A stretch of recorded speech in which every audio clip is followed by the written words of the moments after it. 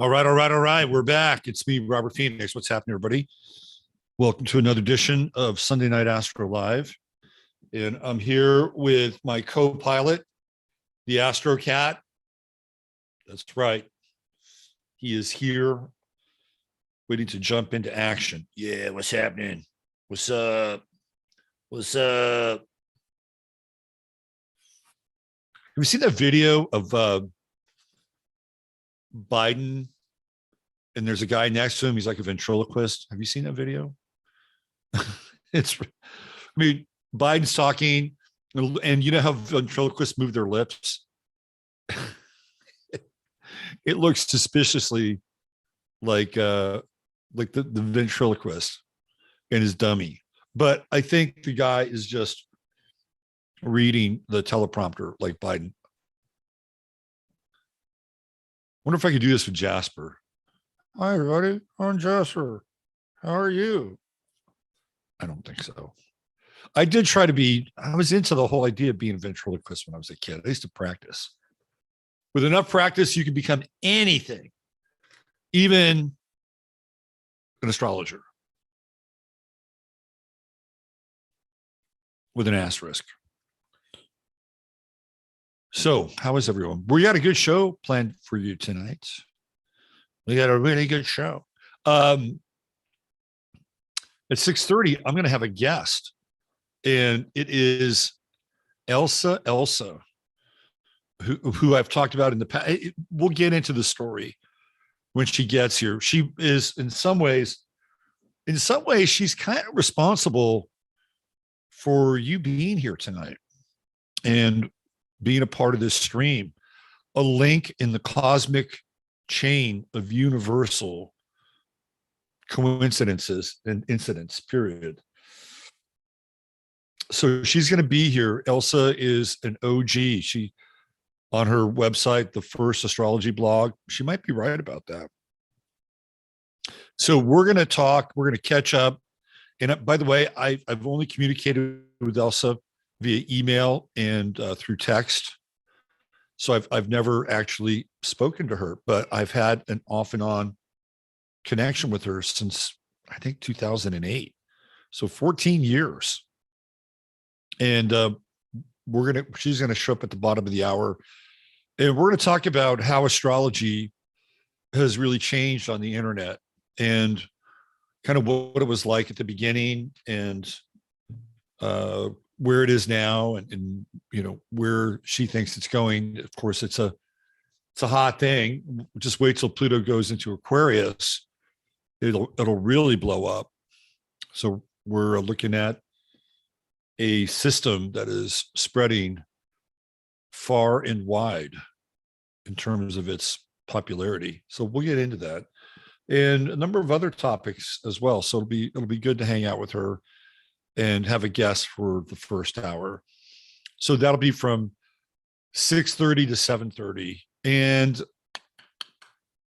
I'm thinking about doing some live readings with people tonight. And I think we might be able to Skype it up. I'm not sure if I'm going to be able to keep your Skype name from popping. We'll figure it out, but we're going to try to Skype it up. And I think we'll do a little bridge between Elsa and the live reading part, because I used to do live readings. So it's kind of a throwback show, a little Mars retrograde, little throwback show. And I used to do live readings when I was on Blog Talk Radio a long time ago. So we'll see if we can fire that up. Maybe do about 5 readings, small, little readings, mini readings for people. And, kind of a Christmas gifty thing. I won't be here next Sunday because it'll be Christmas night. And it's a very special night for Jasper. It's a very, very special night. Yes. Mm-hmm. He waits for the spirit of the Christmas cat to descend upon our home. And he stays up all night, waits for a fillet of anchovy. And then he can't always fall asleep. He can't always stay up. He falls asleep. In the morning, there are little anchovies hanging from the fireplace, and he wonders how they got there. I don't even have a fireplace. But if I did, I'd hang some anchovies. I would. Santa Cat. Santa Cat would be there. Anyway, that's the map. Elsa Elsa, we got the chart of the moment. And then I wanted to play with, sometimes I get into things and I get kind of, a little obsessed with a subject matter. So this weekend it was Evil Knievel. And I think we're going to take a look at Evil Knievel's chart because I think it's interesting, particularly because of who he was, not who he is. He's passed on, but who he was in the context of the time that he lived in. And we can look at his chart and it kind of plays out like most astrology does. It plays out. All right. So we got ourselves about 20 minutes before Elsa shows up. That means I can hang out with Jews. I mean, use, right? Like in the Stallone sense. All right. Who do we have? There's my man, DJ MC. Oh, and there she is, the lovely and talented one. Drum roll, please. Dr. Joan. Yes. Renee is here. What's going on, Renee? Kaz Bob Chacky, 61. Hi, Kaz Bob. Is that what it is? Kasabchak. Kasabchak. Yes, Sobchak. Yes. Yes, of course. Catherine Sobchak, right? I'm there, right? Yes. Hello. How are you? My man Benito. I think that's what I'm thinking of. So I'm thinking of. Pretty sure. What's going on, Benito? Mr. Shadow Man, what's going on, brother? Hanging Laundry is hanging out. Liddy Lou is here. Shirley Rochavo. Check it in from Mary's Land. Michelle Galvin, welcome, Michelle. Good to see you. Jonathan Picone. Hi, Jonathan. Kate O. Howdy ho, Kate O. Red Pill 78 GF. What's going on, Red Pill 78? LMM. Oh, I love it. Hello, precious human, beautiful. What a beautiful greeting. Let's see. Do we have Amy here? Do we have Scoops? Is Scoops in the house? Let's see. Who else do we have? Maria P. Fair. Maria P. Fair. Yes, Elsa. It's going to be a good show tonight. Let's see. Who else? Kelly B. What's going on? We got a Scorpio sandwich right there with Benito, DJ MC, and then Kelly B. That's the Scorpio fish sandwich. There's my man, Lewis Walden, the king of Southwestern Florida real estate. He's with us tonight. Skywaska. Greetings. Oh, I cannot forget the classy one, Sony. There's my man, Ryan. What's going on, brother Rye? The president of the International Introspective Woodworkers Union of the World. And let's not forget the multifaceted, multi-talented Swiss Army knife known as Chris. She has the oldest Astro blog on the history of the internet. I think she does. She's an OG. Jill Wong, what's happening, Jill? Good to see you here. Sandra Jack Shaw, I'm looking more rested tonight than in the past week. It's because I took the week off. And thank you for the backhanded compliment. I appreciate that. I'll take him any way I can get. There's Fran, CC Jones, the fantastic one. What's going on, Fran? Janae J. Hey, Janae J. Rainbows and Butterflies. Cruising in, third eye activated. Diane Evans. Love a Scorpio. We all love a Scorpio at some point in time. It's the fascination with the dark flame. Bliss Lee, hey, we missed you too. We're glad you're here. Let's see, who else do we have? What did Bliss Lee say? My mom and boyfriend died the same weekend recently. Ooh, that's a weird thing. So did they die separately? Because sometimes people will die together. Sometimes they'll die together. I'm sorry to hear that. Wow, that's the double dose. Scorpio. That's what you get with Scorpio. There's the beautiful one, Wendy Eater. What's going on, Wendy? Is Chad Warren here? Where's Chad? Diane Evans is here. Hi, Diane. Third Eye Activated says hi to Susie Gemini later. All right. So Cheeky Monkey is cooking shrimp scampi. So we got a Pisces cooking shrimp. That's kind of part of the food chain, isn't it? Especially if you're like a bigger fish. If you're a bigger fish, shrimp's kind of down there at the bottom of the food chain. I think Cheeky Monkey's a dolphin. That's what I think. Star Dreamer. What's going on, Star Dreamer? Good to see you. All right, who else? Kathleen Warner Lee. Hey, Kathleen. It's been a while. Nicholas Grimm in the house. What's going on, Nicholas? There's my man, Tom Jordan. Benjamin Ponder. Hey, Elsa, it's Ben Ponder. We've been friends since 1980. It's not here quite yet, Ben. She'll be here in about 15 minutes. Yeah, it is hard to lose people, and especially around the holidays. I'm sorry to hear that. You'll get some good TLC. Any chance I could do Jim Harbaugh's chart before the bowl games? Oh, because everybody loves football. I've done his chart before. Harbaugh is a complex character. He's a complex character. I don't know why my screen froze. Harbaugh's a complex character. Capricorn rising, right? No, Virgo rising, Uranus in Virgo, Neptune in Virgo, first house. Capricorn, I think he's born what, the 23rd, I think, of December.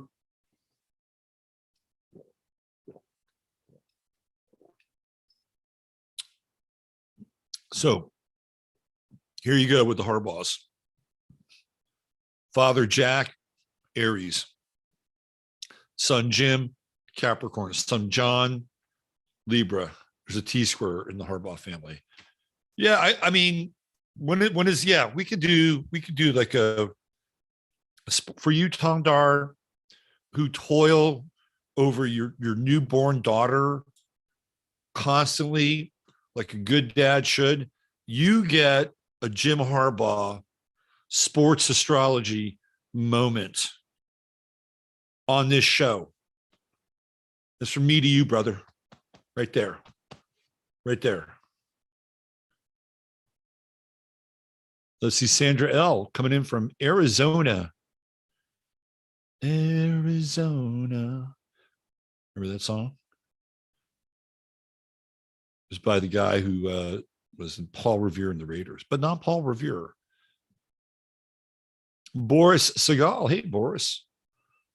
What's happening? Sorry if I miss Antone. A big hello to all. Marty R. Hey, we're glad you're here too. We're glad you're here too. Let's see. Neo's here.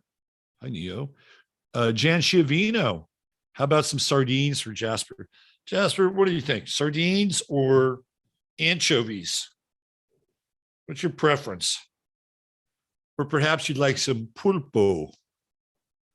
Daniel M is here. Hi, Daniel. What a great group we have tonight. Susan Sharp. What's happening, Susan? Star Dreamer.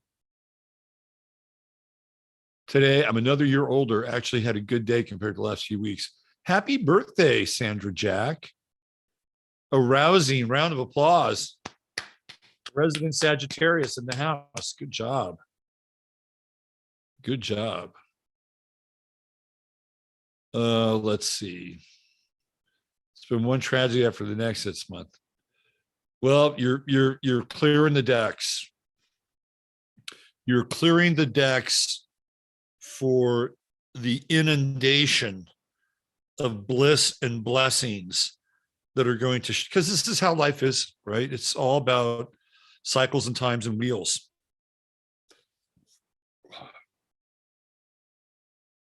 So your time ascending is coming. You can count on it. Let's see. Yes, we got a little Christmas cosmos. Evil Knievel's chart. Yes, Butte America is just, we're going to do Evil's chart. He's a fucking fascinating guy. You like the show with Olga. Sometimes Olga pops in here. Speaking of which, right on cue. What's going on, Olga? Had a great show with you last week. No, she was there ahead. I don't know. Pulpo. Yes, Pulpo. Espanol. Last week. Oh, the Christmas stuff. Yeah, that was pretty cool, right? The whole thing with Nimrod. I mean, that picture of Nimrod with the reindeer and the holly bush, or the holly branch. Wow. It's like kind of lays it out, doesn't it? In a lot of ways. Hey, we still celebrate it. That's the cool thing about the sort of the postmodern world that we live in. It's like, yeah, we know that. Yeah, we can still celebrate. It's all good. Whatever. It's all good. So what? But when you know about it, right, you can make a choice once you know about it. You say, oh, God, is this a blasphemy? No. On 9/11, just, just realign yourself with 9/11. You'll be fine. It's a trade-off. That's all. Let's see. Who else do we have? Cody Wellhart. Cody in Phoenix. Welcome, Cody in Phoenix. Look at that. Tondar is happy. It'll be the Tondar Jim Harbaugh. Jim Harbaugh is a hard dude, man. He's got that Uranus in the first house. He grinds. He's got that Virgo rising, the grinding of the Virgo rising. Grind. What has he got? Scorpio in the third house, right? That's where Colin Kaepernick showed up in his chart. Bros. Let's see who else. Jay, yep. You can still participate with your current new knowing. Absolutely. Right? It's time for some new rules here. It's time for some new rules. We've been put in these ghettos, man.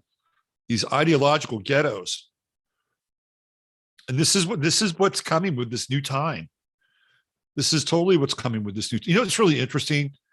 I'm just going to kind of yammer a bit here until Elsa shows up. But I was thinking about Mars retrograde, and in Gemini, it just keeps showing up. So I love this shit. So prior to Mars retrograde on Twitter, who was getting frozen out on Twitter? People were getting frozen out and banned on Twitter were quote unquote conservatives, or people that wanted to bring the noise about the carjack. If you don't know what the carjack is, excuse me, that's their little code word for the jibber jab.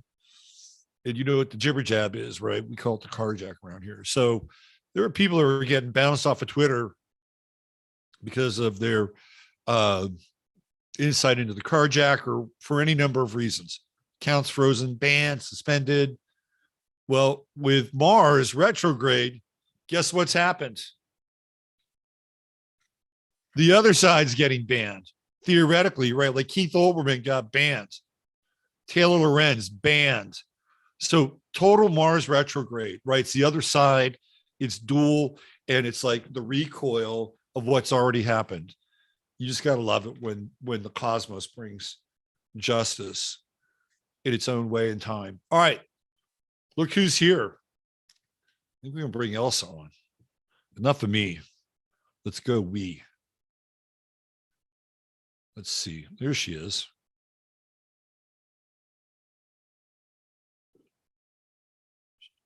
Lining up the audio and the video, locking in the signal, synchronizing sound and vision. Look who's here. I'm trying to get my video going. Ah, Not for me. okay. Are you on headphones? No, I got my video going. Okay. I'm a virgin live streamer, so let's see. All I right. don't know why it isn't showing up. Hold on. It's- Here you are. Okay, there. Hey, there Okay. you are. Yeah. Hey, so do you have any earbuds or anything? Look who's here. I'm trying to get my video going. I got it. Because I can hear my echo You want because I'm on your speaker. No, I got my video going. Okay. I'm a virgin live streamer, so. Do you have any earbuds? I don't. There. Okay. So if you go into like where your microphone is, there's like a little thing on the Yes. side. Okay. I think as a speaker, because I'm on your let's see, there's a setting, audio. Go to audio settings. And then there is a thing with echo, I believe. have any earbuds? I don't. Okay. So if you go into like where your microphone is, there's Yeah. a little thing on the side. Yes, I have the audio settings open. Okay. So there is, let me see. Setting audio. Go to audio settings. Okay, audio settings, yeah. There's a thing with echo. Go to, Okay, echo is auto, or you want me to, how about aggressive? I don't know about aggressive. Let me see.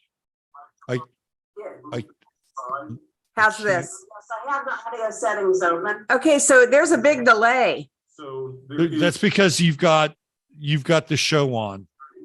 Oh, okay.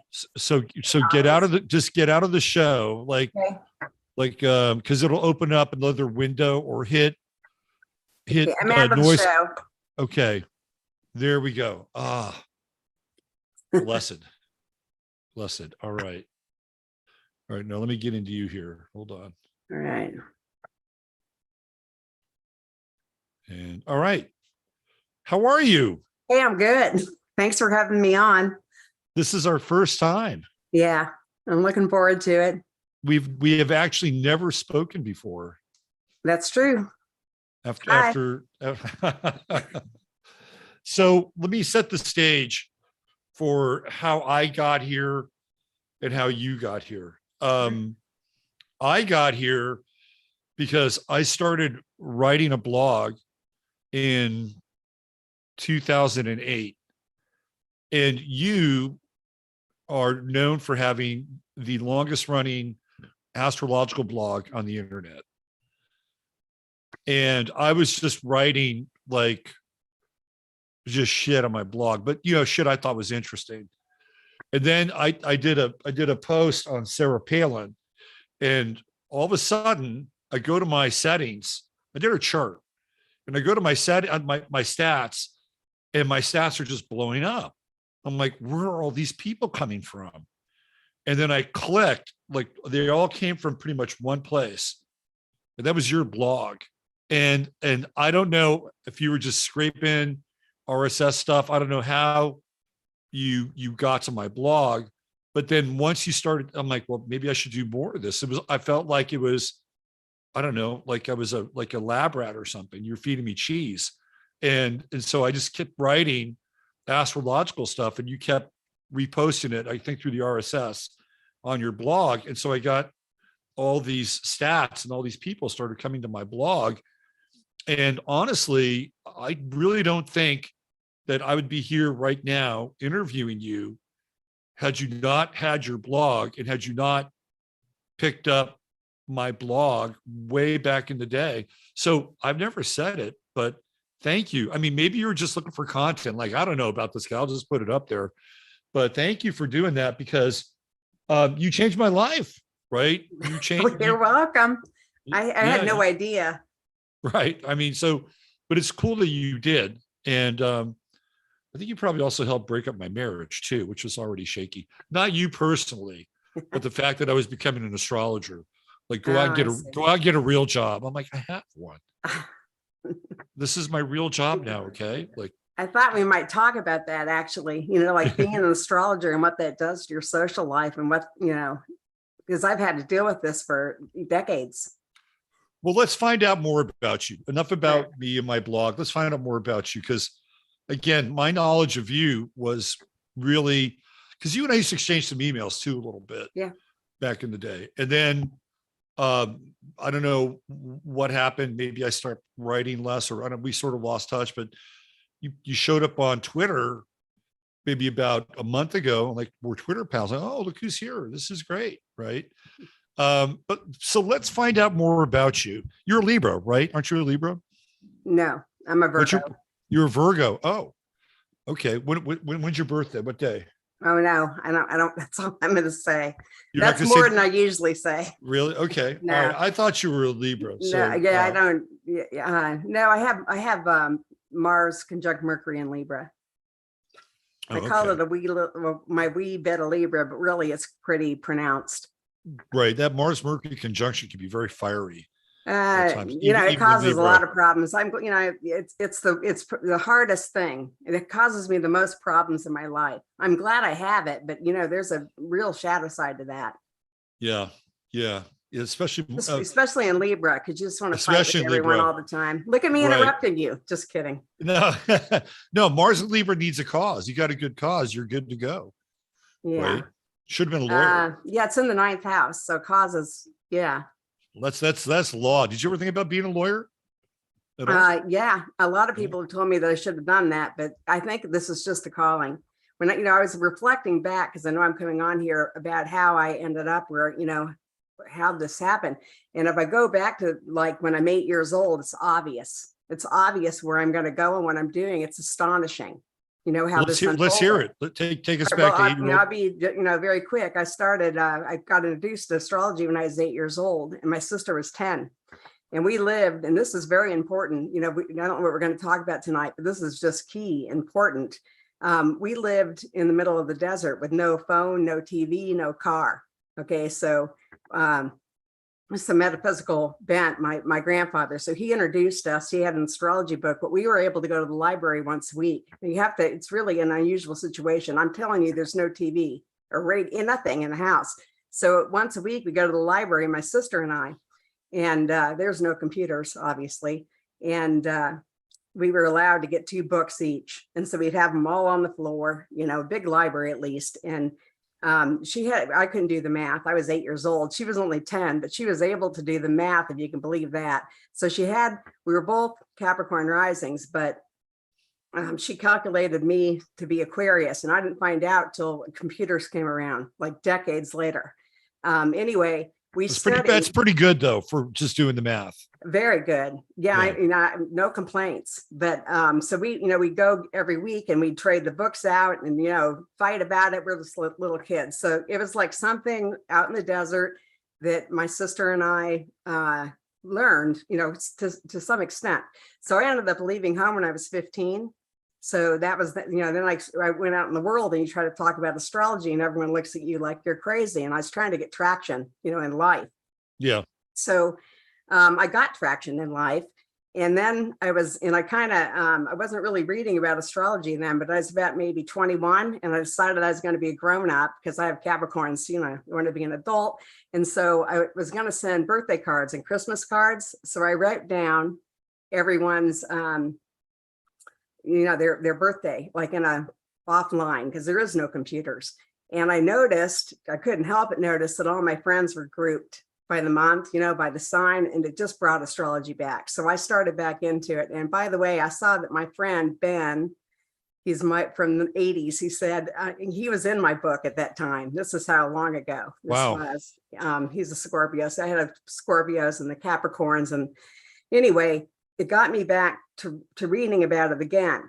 So then I'm reading or whatever, and I had an ex-husband and he brought me a computer and I said, I don't want a computer. Nobody is online. There is no online yet. I guess there's some people just starting to get on the Usenet, was it? The Right. bulletin boards. Mhm. So I said, I don't want that. What am I going to do with a computer? And he says, just take it, maybe you'll write something. So all things, I finally turned it on. And I was, in my 20s, I was in therapy. And I have no idea why. I turned this thing on and I wrote about astrology. And I reflect back, it was a blog size thing. And I know exactly what I wrote. I wrote about if there was like a dangerous forest you have to cross, right? So the signs go across it. And then they, what's their method? Like Scorpio goes through, it's like what forest? Virgo goes through it and sends back instructions to help others, right? Right. And Right. so it was like a blog, it was a blog post, and I look back and see that. So, that was the end of that. And then, a couple of years later, or whenever, a few years later, I got online for the first time. And what got me online was Mountain Astrologer. And the first place I went was to Alt Astrology back when they had that. And I immediately got flamed. Mars Mercury, I'll tell you who the first person I met on the internet was Dr. Z. Do you happen to know him? No. Mm-mm. Okay, well, he was running Usenet. He was and he flamed me. That was what it's called at the time. And I Right. wrote him back like, why are you so mean? Right. It's like I stumbled on in, like here I'm stumbling on in. Where was to live Dr. streaming. Z? Where was Dr. Z from? He lives in Nashville. He's got a PhD. I wanted to write a book with him. What happened is I met him. He was really mean, and I contacted him back somehow. I didn't even know how to email anyone, and we ended up talking. And I talked to him more than like several times a day for 6 months. Him and nobody but him. We just, Wow. we really had a So I wanted to write a book with him because it was so much fun to go back and forth with him. Anyway, he's still around. He's Dr. Z. You'll find him, anyway, so then, you're out on the internet, and I had little kids, and I was selling on eBay to stay home with my kids. Like, Right. I'm always way ahead, just like I have the astrology blog, way ahead. Before Meg Whitman, before there was even fees on eBay, I was doing this. And I was on a bulletin board about business for eBay sellers. And I read this article, and it said that British Telephone found that people talked more under full moons. So I put this thread on the board, full moon equals increased chattiness. And I got flamed again by someone named Codasaurus. I'll never forget. This guy launched me, Codasaurus. Right. So he's an engineer, and he was picking on me. Well, I started reading charts in the, anyway, we just went off topic, and I got these big long threads, and somebody printed one out, 600 pages I wrote in about a week and a half. So I figured that told me I had something to say, right? But then I got a spam mail. So I clicked the spam mail, and next thing you know, I've got a blog on Zynga, and this would have been 2000. So somebody had just been posting your stuff? No, I got a spam mail that said, hi, I'm Bianca, and I have a blog on Zynga, and it's fun. Why don't you come sign up? Okay. And I Okay. fell Got for it. Got it. Right. Okay. Yeah. So I got, I started blogging. I got a good crowd, and the person who was running Zynga, I got their attention. Zynga's actually was started by John Heiler with Biz Stone, who went on to found Twitter. So, Wow. these people, yeah, they've got a history here. So anyway, he's the one who got me, set me up on the Elsa Elsa blog, when I transferred over, and, I wrote a book, and I just started going, so I've been going ever since. Wow. Yeah. And Daily, it's like 23 years. It's 23 years of daily writing. that's incredible. Yeah. And yeah, so I mean, when I was dialed into your blog, when you were RSSing my stuff, you were always putting something up, like every day. You had your own ideas, your own thoughts, and you had your own thing, as well as linking to other people's sites. And yeah, that's kind of an amazing story. So 23 years ago, so like 2000, that's when all this was happening for you? Yes. Yeah. Yes. Yeah. I was absolutely blogging in 2001. I considered the launch, and and I went on there on Zynga and said, this is astrology blog, and so what happened is I messed around there on Zynga for a couple of years, I guess. And then, it's interesting, the astrology, because Saturn was going through, I had my children, I had little children, Saturn in my 4th house. It went into my 5th house, define your creativity. I started writing, and people have been telling, I have had quite a life, and people have been telling me all my life to write a book. And I said, no, I can't write a book. I don't have anything to say. So it was shocking. I just started writing and writing and writing. And I had a kid on my shoulders, writing with a baby. Right. And then when Saturn went into my 6th house, I started to edit. And I started to, and then when it crossed into my 7th house above the horizons, where I went to the blog where I am now that had my name, my real name, because I was writing. I used to be very modern. I was called very modern astrology. I called it space junk and whatever. That's funny. Well, very modern, actually. It's a clothing store. They had a ad, very modern, very Italian, and very good. And my sister Right. got me a button from that store. She says, this is you. Like nobody. It's very modern, very Italian, and very good. Now Well, they say I'm old fashioned. So I don't know. I don't know if you're old fashioned. don't I think you have roots. I think you have deep roots. Yeah. So when you picked up my blog, I had Saturn just beginning to hit my midheaven. And it was like, oh, this makes sense. Right. It was like, and then once that happened, it began to hit my true node and eventually hit my sun in the 10th house. It was just like clockwork. Yeah. And I had gone through. Hold on a second. It's my son. Hey, you always call me during my show. Oh, my bad. I'll give you a call afterwards. Okay. All right. Okay. Bye. It's my kid. Pisces. Yeah. And I've been through hell with Saturn going through my 9th house. It was just total hell. I had a Saturn Uranus conjunction when it was in Leo. And then when it went into Pluto, I got a divorce. I lost my corporate job, which was a blessing in disguise. And then just not long, that's when my father got sick, and not longer after that, he dies. Right. So all that was happening when Saturn was hitting my Pluto conjunct my midheaven. And then right around that time, you were a little bit before that, you began to pick me up. So that was a really interesting period. And Saturn is just like clockwork when it came to that part. So let's talk a little bit more about you though, because this is your time.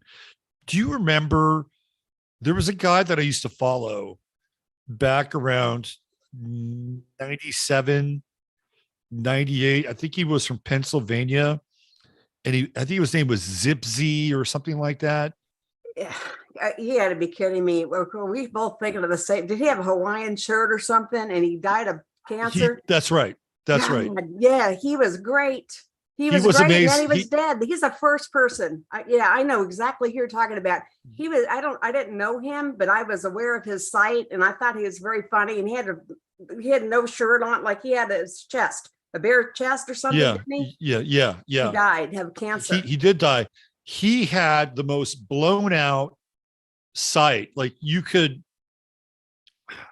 like hook up your chart and look at things and I'm like, this guy really had some deep infrastructure, like really early on. And he was very funny and he was very upbeat.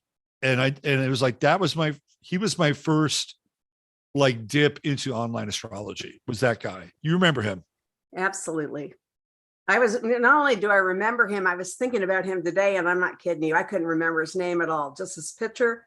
He had his bare chest, and he had like maybe a Hawaiian shirt or Hawaiian lei on. Right. Yeah. And I think my impression of him at the time is that he was one of these techie people who, early on the internet could build a website, because, that wouldn't be me.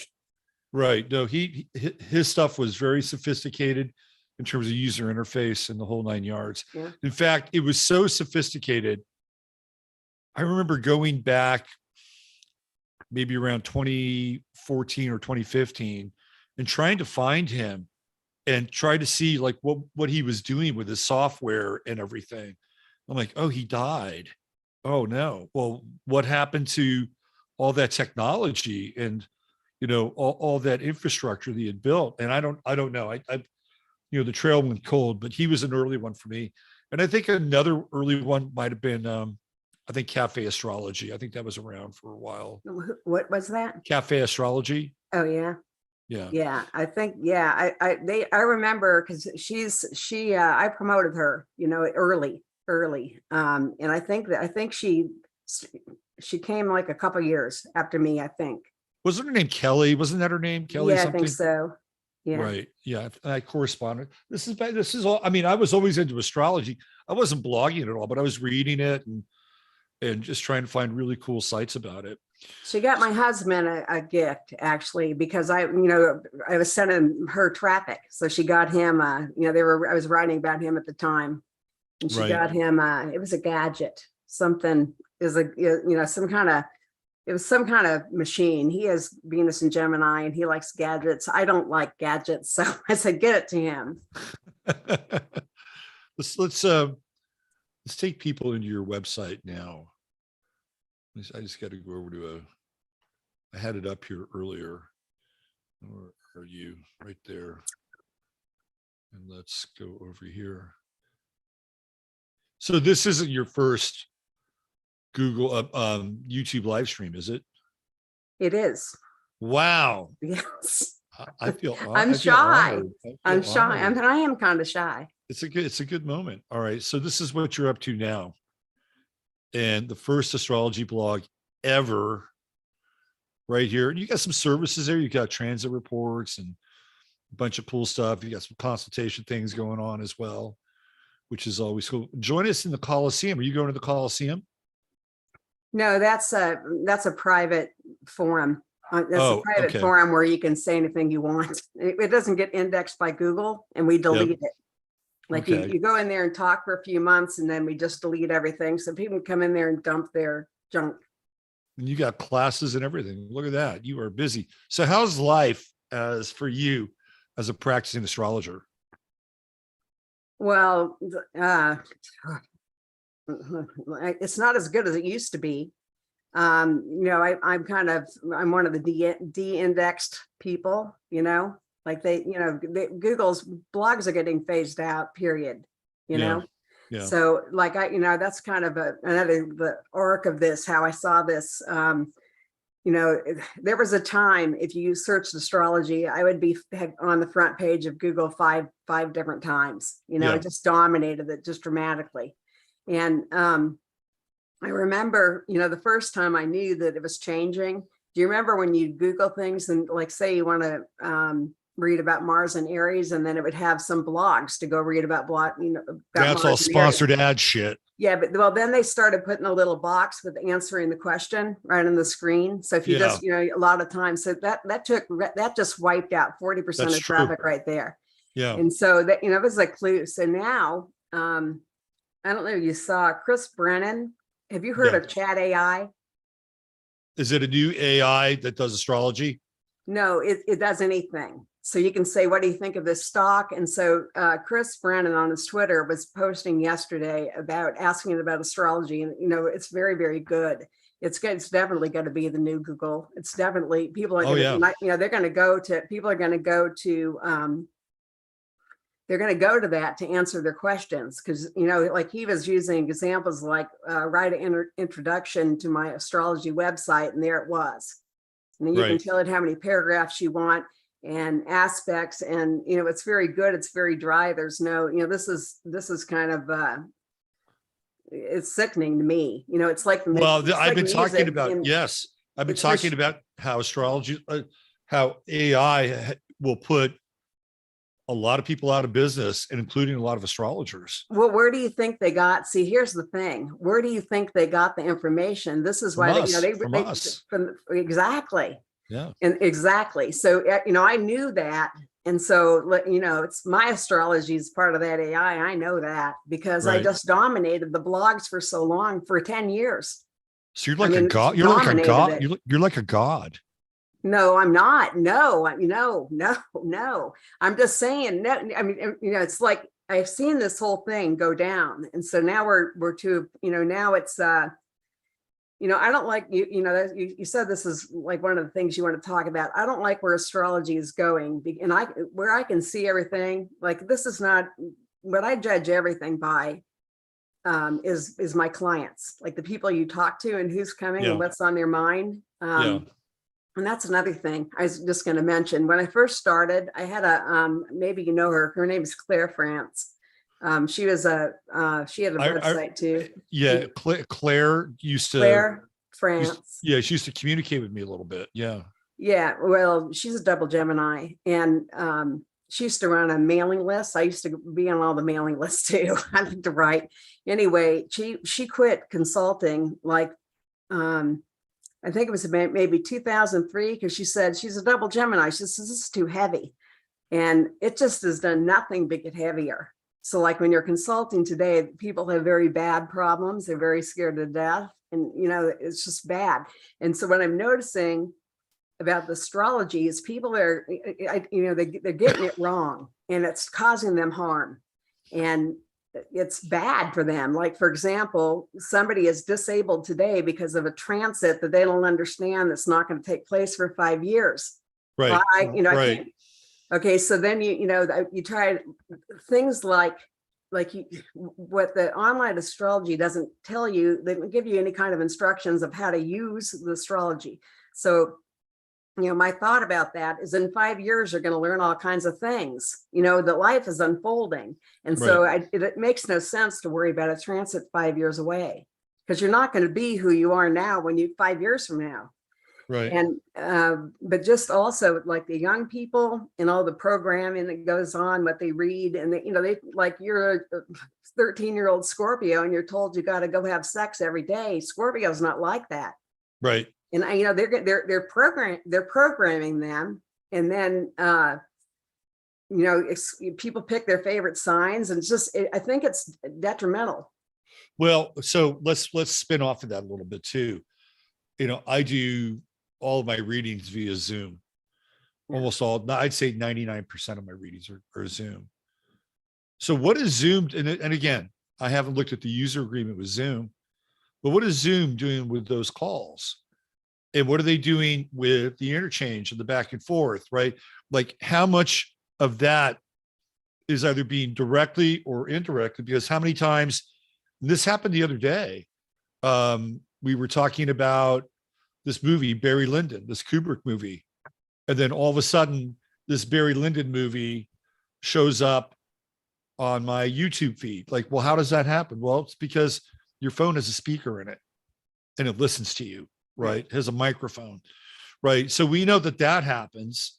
Well, what happens with Zoom calls? And all these astrologers who are doing consulting and working with people and talking through the transits or talking through aspects, how do we know that AI isn't picking up on these things? Because I've always thought that people are listening to what I'm doing. I know they are, right? I know that's going on somewhere, either through Zoom or tapping in through one of the nodes and one of the fusion centers or whatever that is, right?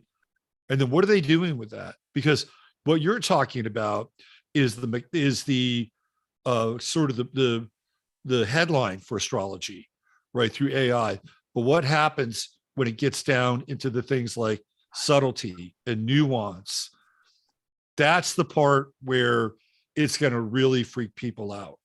And I feel like, and this is just my sense, that with all these astrologers doing readings, for better or worse, by the way, the AI will also learn from that. So not only will it be descriptive, predictive, but it might even be consultative.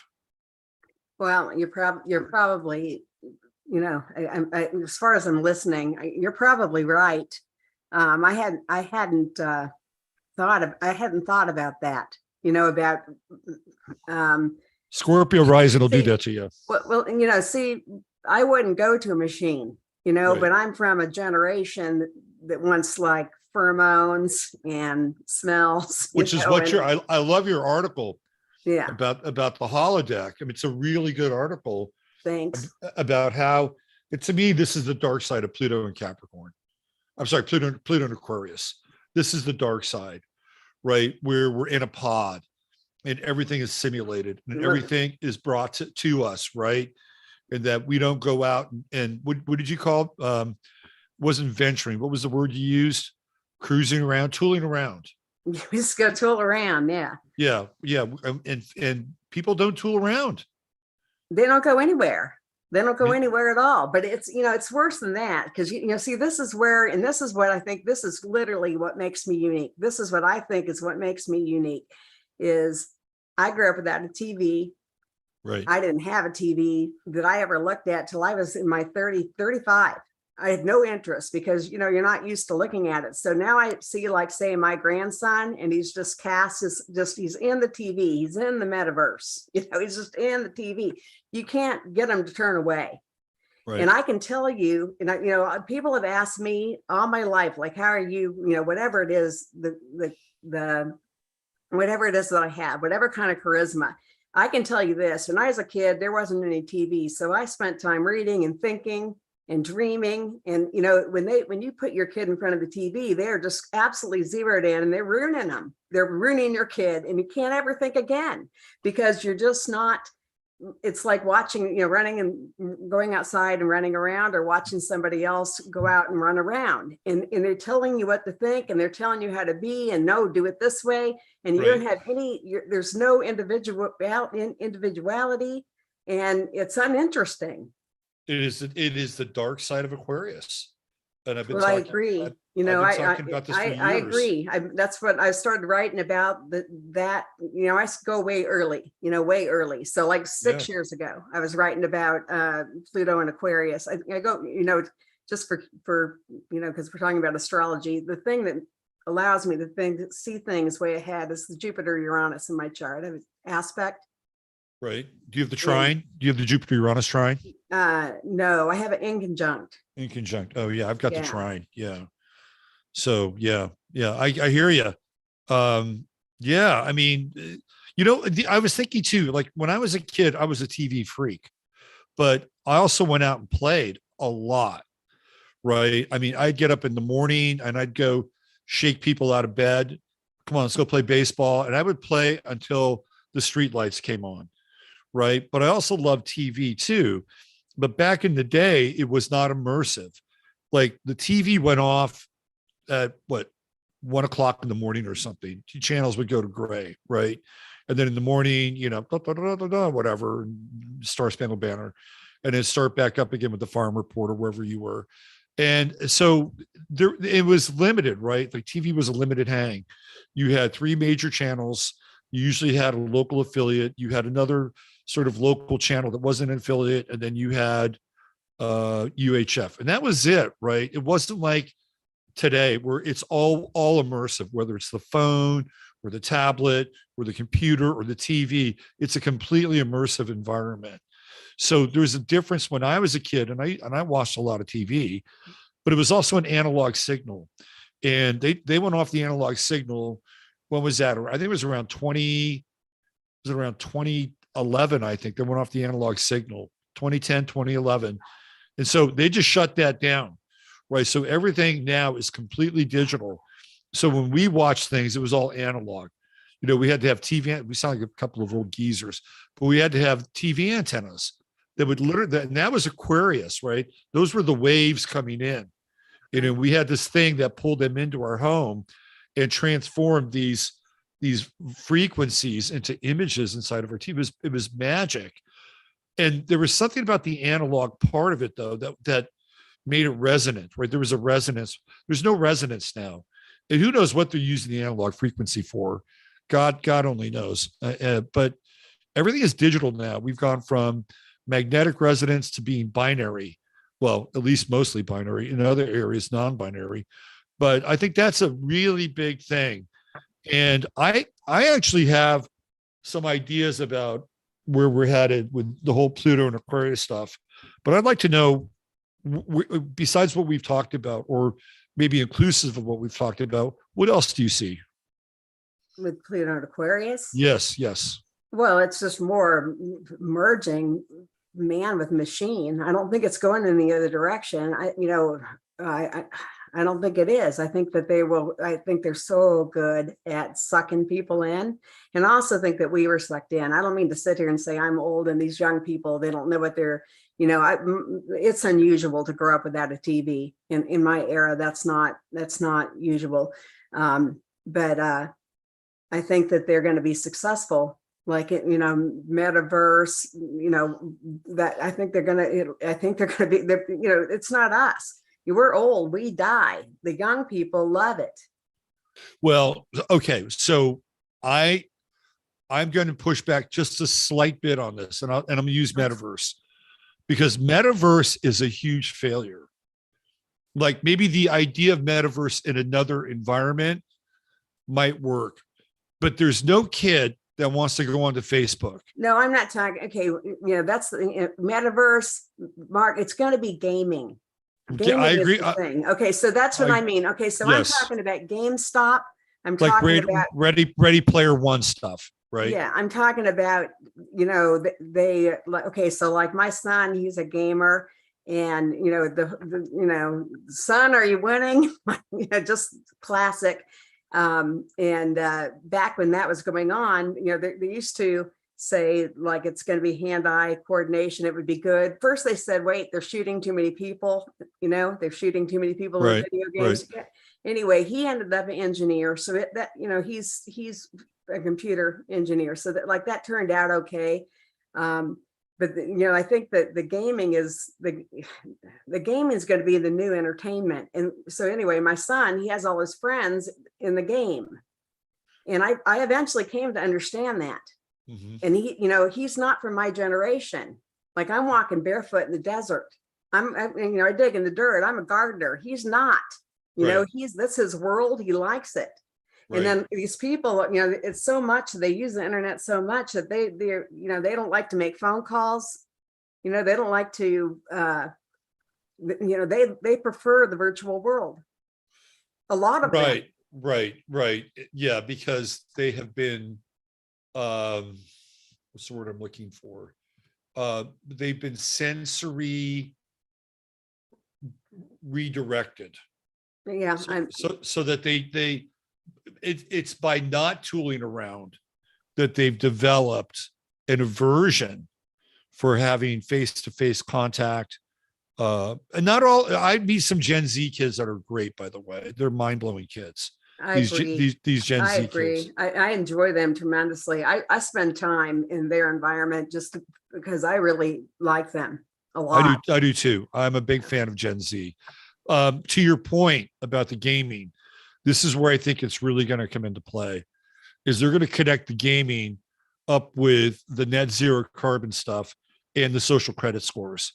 They're going to turn it into a game so that you're literally playing along, and it's all going to be about kind of bonuses.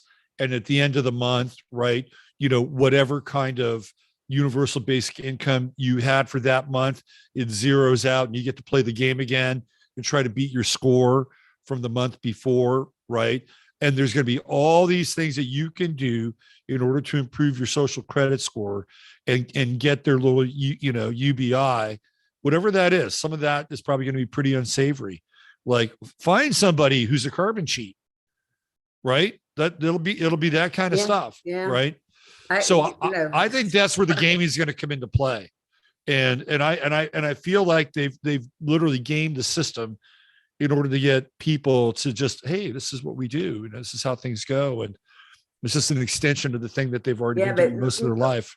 People who are our age, we have to remember and realize we were programmed too. Like, for example, I grew up in, saying the Pledge of Allegiance, right? So you say, I pledge allegiance to the flag. Okay, so then that's in me, and I feel this, this is in, I'm as programmed as the younger kid. I've had to, understand that. I've come to really understand that. So, you get somebody like, my husband and I, we have movies in we both want to live, our generation, they want to be in the Sound of Music, whatever is your genre. And so I want to be Dirty Harry.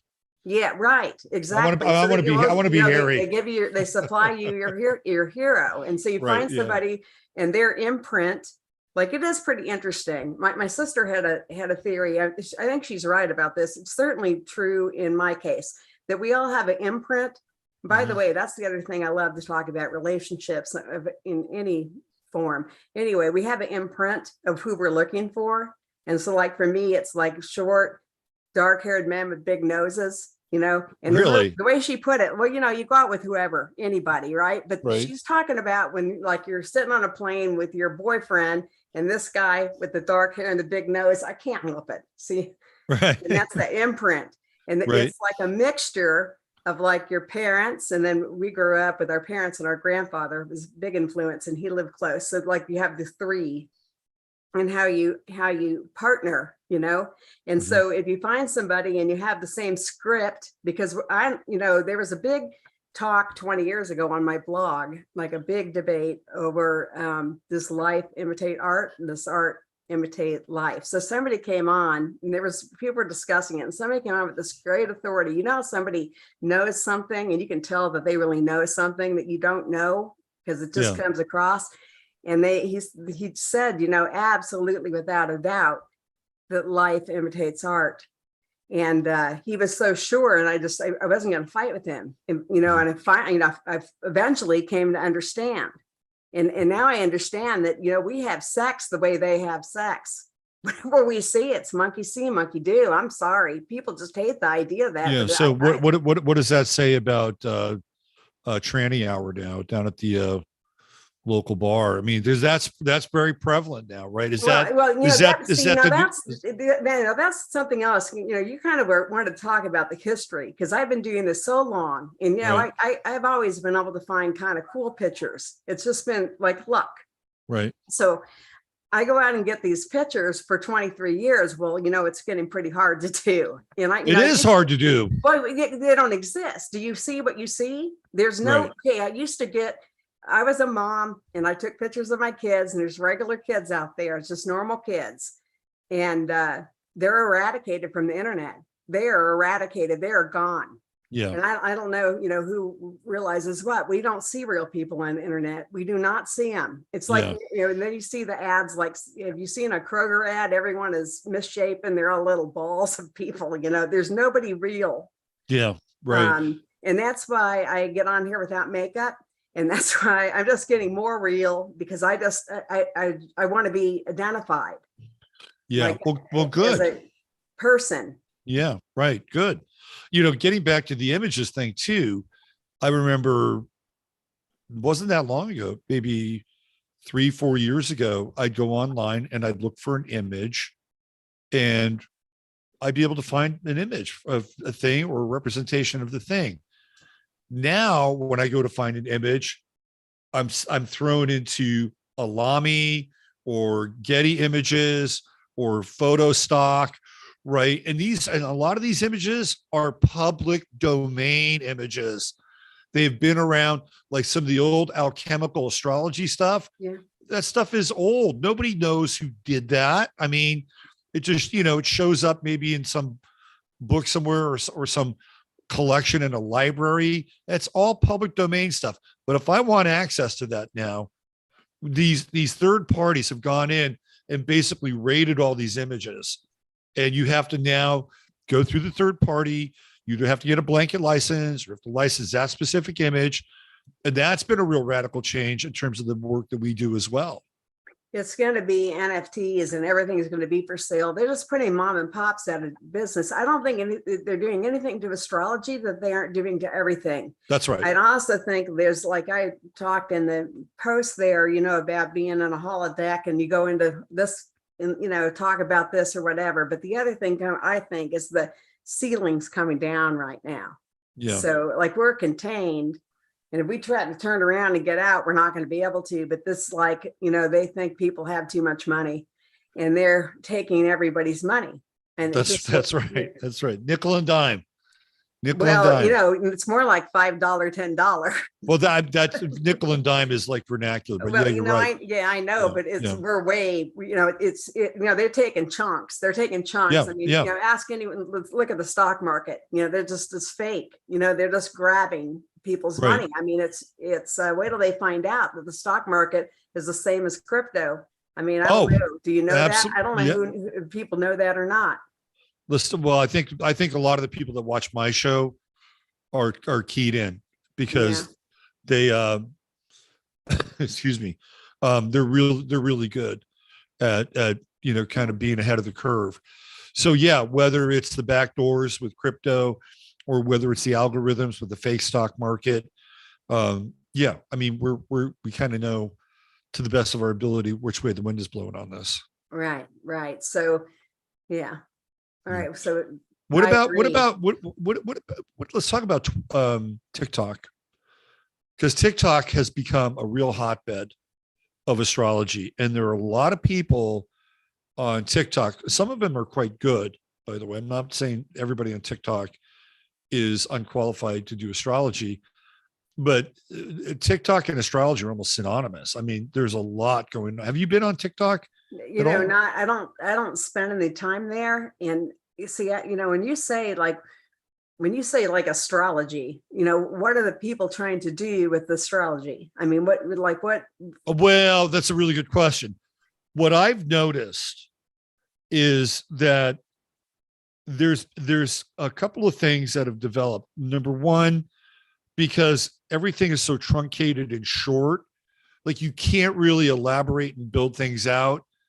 So they'll talk about a certain aspect and they'll talk about it in a way that is fairly loaded and I would say superficial, actually. Like the classic example is Mercury retrograde. Whenever there's a Mercury retrograde, it rains on TikTok. It rains on Twitter too. But some of the things that are said about it are like really fatalistic, right? It's just a fatalistic look at this thing, right? And that's part of it. Then the other thing that's really, I think, broken out are astrological memes, right? So they're not just talking about aspects. It's a combination of aspects and kind of meme posts, which again is kind of like symbolic shorthand in a lot of ways. So you get some of that on Twitter.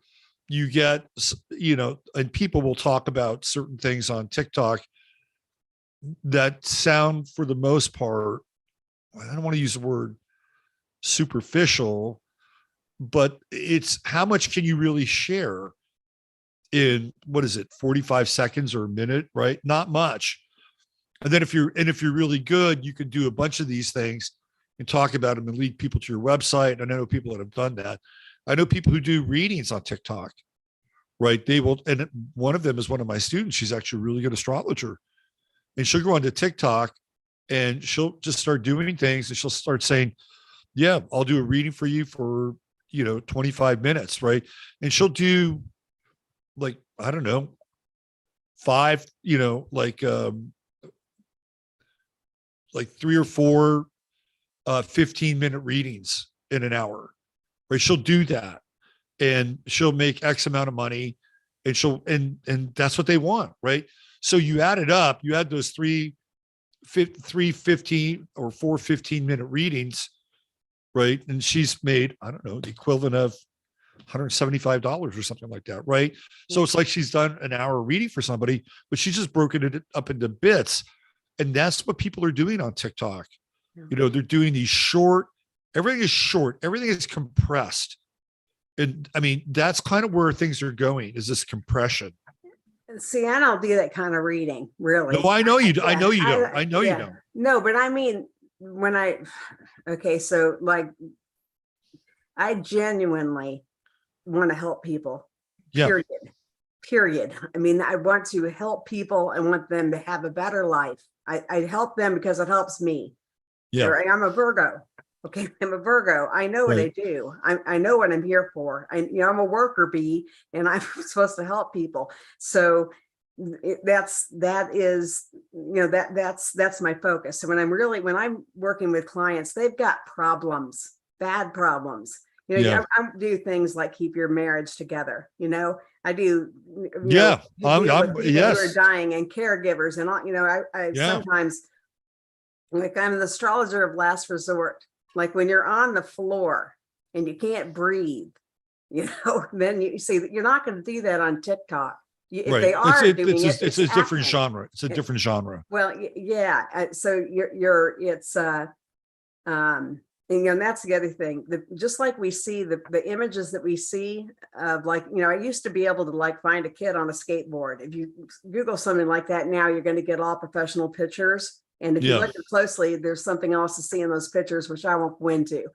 But instead of, there's no normal people. Now I lost my train of thought thinking about that. I'm sorry. No, I forgot what I was it's okay. saying. No, you were talking about, not doing TikTok style readings and going in. Yeah. Oh, I was saying, just that's people who want, like, some kind of prediction, or when am I going to meet somebody and that kind of thing. Like, where I go into something like, it's more like counseling, I think. Right. And I have, clients that I've worked with for 10 and 20 years. Yeah. And you call when you just are, when you're in trouble. Yeah. I got a packed eighth house. I'm dealing with, like, a lot of crisis. And Right. I don't know. I don't go on TikTok. I guess I'm old fashioned or something. I can't be on every platform. Well, That's no. another thing. I like my own don't. platform because, Yeah. I get kicked off of, I'm shadow banned everywhere. I'm shadow banned on Reddit. I'm shadow banned everywhere. So you have your own site, because then you build your business there and they kick you off. Right. Yeah. I mean, by now people should know. Well, I know. Yeah. Yeah. But the other thing is the numbers, that the views that you think you're getting, you aren't necessarily getting, because No, that's I know all, that too. I know yeah, that too. right. Yeah. So how it looks like, they're telling people, it's sort of like telling people that you can come to Hollywood and be a star, and people go there to be a star. And that's not what happens. Right. I think this is very hard. That's what I'm saying. It's very hard to get some traction in this business now, because they don't want mom and pops. They don't want regular people. Yeah. They want their people. And this is what I think, that the internet is now the TV. Okay. Yes. Period. Okay. So a normal person, okay, well, like, take Twitter. Somebody can tweet an emoji of a pile of crap and billions of dollars change hands because of an emoji on Twitter. That's power. Okay. Yeah. The TV is power. Regular people aren't on TV. No. We don't have access. And Yeah. so if you're a regular person like me and like you, and you're not with them, and you're not whatever sponsored in some kind of way, you're just, it's like that, that meme of the brothers that are playing the video game, and the little kid has his controller not plugged in. He's playing Right. to the little boy, but he's not even plugged in. Right. And so I think that's where we're headed. Mm-hmm. And So I think I'd be out of business right now, because they just take, there's when you search astrology, look at what you find. I mean, Yeah. it changes because of the algorithm, but the reason I'm still in business is I have all these clients, and they're in generations. Like, the mother sends their daughter, Right. Right. Now, and I think I'm a part of a legacy, right? You've been around longer, Yeah. but because I was able to get traction Exactly. through your website, I've stayed with it for this period of time. Like, it's really funny. If I was going to do, like, say, a YouTube channel now, I would not do an astrology channel. Like, I would do a food channel, or I'd do something else. Yeah. Right. Because that's where you're going to get traction. And if you're really good and clever, and, or something with pets or something, whatever, right. Or fixing things.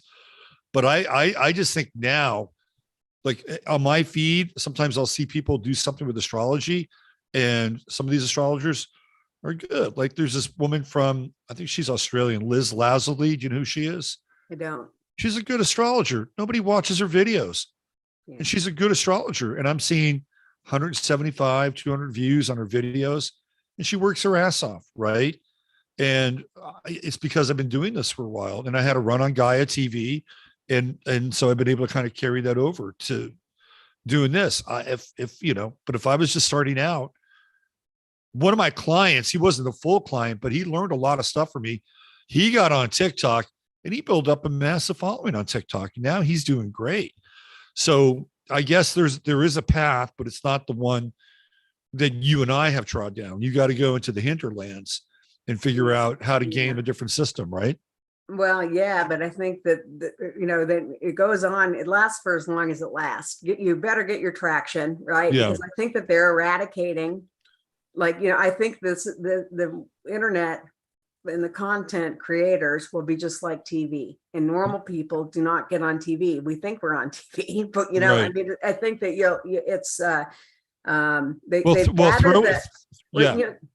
they've gathered the information for the AI. Yes. We're writing all that stuff out. So now you see what you wrote on Google, presented by Google. It's like, Right. Cooking.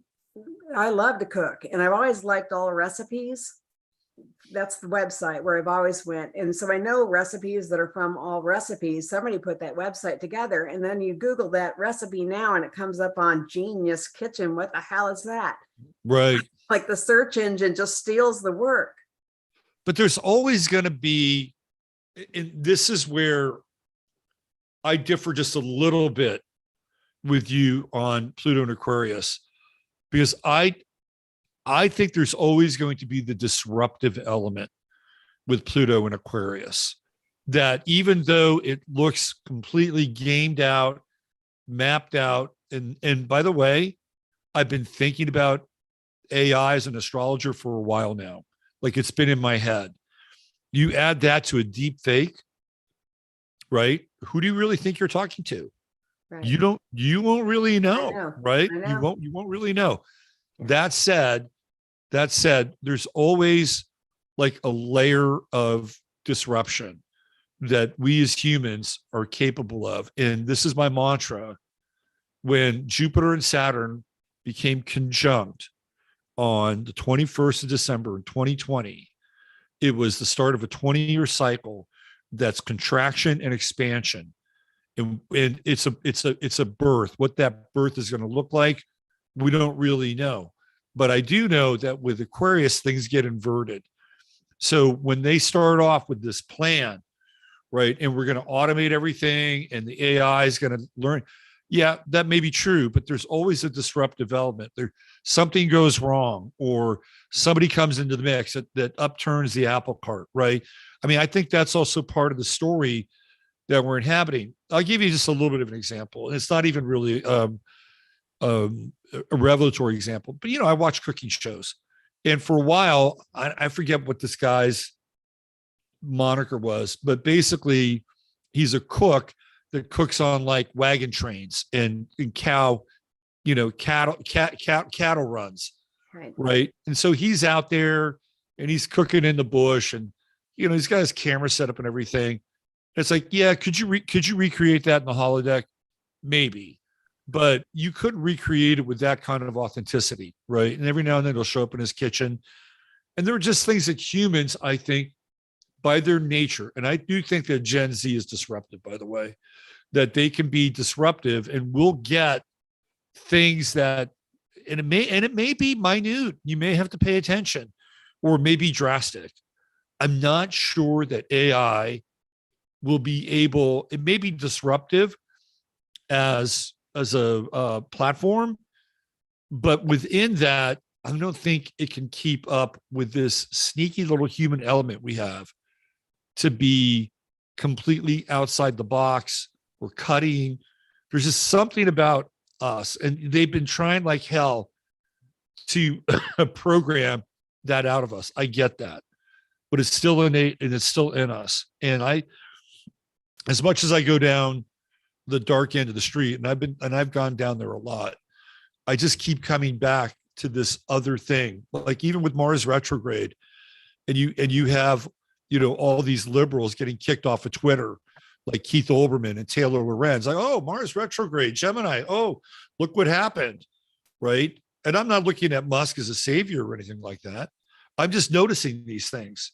And I feel like it's part of this cycle that we're in. And with Aquarius, I guess the key to it all is not to get attached. I think that's probably like one of the lessons that's going to be part of this, because you can sit back and go, well, there's this, and then there's this, well, there's this and this. And what they really want to do is like put you in this camp or this camp. You'll be on the left, you'll be on the right, or you'll be a Christian, or you'll be a heathen, or whatever. And with Aquarius, we can glide over some of those things, right? Go, well, I'm not going to be that. I'm not going to. I can't stand that. I like people. I like all people. I like every kind. I like variety. I like right. Yeah. You have to be careful what you say, because you say one term or one word, and they think they know everything about you and everything you feel and everything you think. Just it's the knee jerk reaction. Well, they've gotten very good at creating like duality and people just setting up and separating off into these camps, right? And it's like, I think this thing with Aquarius is like, kind of get above this thing. You go, you know what? I don't need to wear a red hat, but I also don't need to wear a rainbow hat either. Right. And let's figure out what's right and true and resonant for us, whatever that is. And the people that have the courage to live that way, I think, are the ones that are going to, and I don't think AI can cop that. That's the one thing. There's no soul. There's no soul. That's what I'm talking about. There's no soul. Yeah, period. that's what I'm talking about. It's still gonna work. Just like, the music became machined. It's machined. All the cars, like, used to have your personality, by your car. Used to have a choice, and everything is just generic. And the people write in TikTok, wherever they're at, they're writing for Google. If they're writing, or they're doing this TikTok, they're trying to game an algorithm. And that's not, it's not serving people. Yeah, See, I like to serve people. I agree with you. You're talking to a fellow Virgo. I get it. Yeah. Yeah. I mean, we're in trouble if we don't help people. I'm in big trouble if I don't help people. I know this. I had fantasies of who I wanted to be, and someone told me I was a worker bee, and I was pissed, but I know it's true. And somebody told me I was a mother looking for kids, and I almost hit him, but he was right. Right. Like, you're just, we are what we are. Right. Yeah. I hear you. I definitely, when I figured out that this is, what I'm here to do was to help people. It's really funny, because that Saturn transit was the thing that did it at that time. It hit my midheaven, hit my true node, hit my sun. And for the longest time, I was over in my 11th house, with Mercury, Moon, and Venus, trying to help other people, right, with their thing, whether it was marketing, or I had a lot of friends who were musicians, but it was never really successful. It was moderately successful. But when it came down to, okay, well, I'm going to do this astrology thing, and I'm going to help people, that's when everything took off, right? And I was really living with my node, and that was a real eye opener for me. So what do you think about 2023, Elsa? What's your vision? What's your sights looking like? To tell you the truth, I don't look far ahead like that. It's not far. I understand it's like a couple of weeks away, but I don't. I'm not like a long range forecaster. Right. I look at things when they come up in a consultation, then I become aware of them, or they come to my, the thing is that the other thing that's core to me is I'm a storyteller. Like I'm just a storyteller. So stories unfold. So I'm not popping around here because I'm not a scientist. Right. Like I'm I've got Mars and Mercury in the 9th house, right? So we're going there. I'm going there, but I'm feeling right.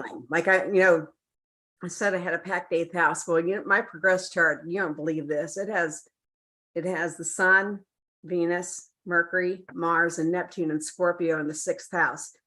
I'm going to be doing this the rest of my life. Wow. I have to help people. I mean, is that not nuts? Well, yeah, you're in the triage ward there. But exactly. So, that I know I don't have really people schedule consultations like they used to. Everybody just pops up in an emergency, and I have Mars Mercury. I love that. And Yeah. so I'm kind of like, are you, are you free? In 5 minutes, I'll get on the phone and, Yeah. I mean, I have the kind of clients that, so I picked up the phone more than once and had somebody just cry through the whole time. And I just talked to them. I've noticed with clients that some of the well, it's so interesting. A lot of my clients since 2020 have been relocation. And Oh yeah, everyone wants to move. Yeah, they're all going to yeah. Florida, right? Well, some are leaving Florida. Some went to Florida and now they're leaving. Well, I've had, they hate it when they get, Yeah. they hate it when they get there. They were all going to Florida, then North Carolina is the other state. Right. And That's then yeah. Tennessee. Yeah. Some people going to Nashville. Right, which is a very liberal city, and people don't understand that. Whatever, if that's what you're looking for, that's fine. But the intensity now of people going through things is unlike anything I've ever seen. I think you could. That's what I was saying. Yeah, that's, I agree. It's unbelievable. I mean, I have a long, I actually met her on that board, the business board, before I was absolutely, it's been that many years. And like she's been taking care of her mother for 20 years, dying. So her mother's dying and she's dying herself. She's terminally ill as she's caring for the person for her mother who's dying. You don't know which one's going to die first. This is hideous. Like this is, it's just there's people, and then the stuff with the, financially.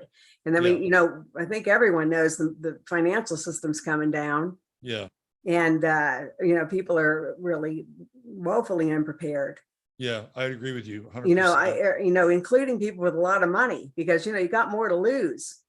Because it's coming down, like it's coming. That's what I think. I mean, I hear the roof is coming down, it's just coming down. And, Pluto and Capricorn, as I was writing, I believe in 2005 about the death of business. I used to go on and on. I got Capricorn. So, I'm interested in business, and I, see the death of business. I used to chronicle the businesses that were closing in my neighborhood and what they were being replaced by. Like you had a, medium to higher end furniture store, and it's what it's replaced by.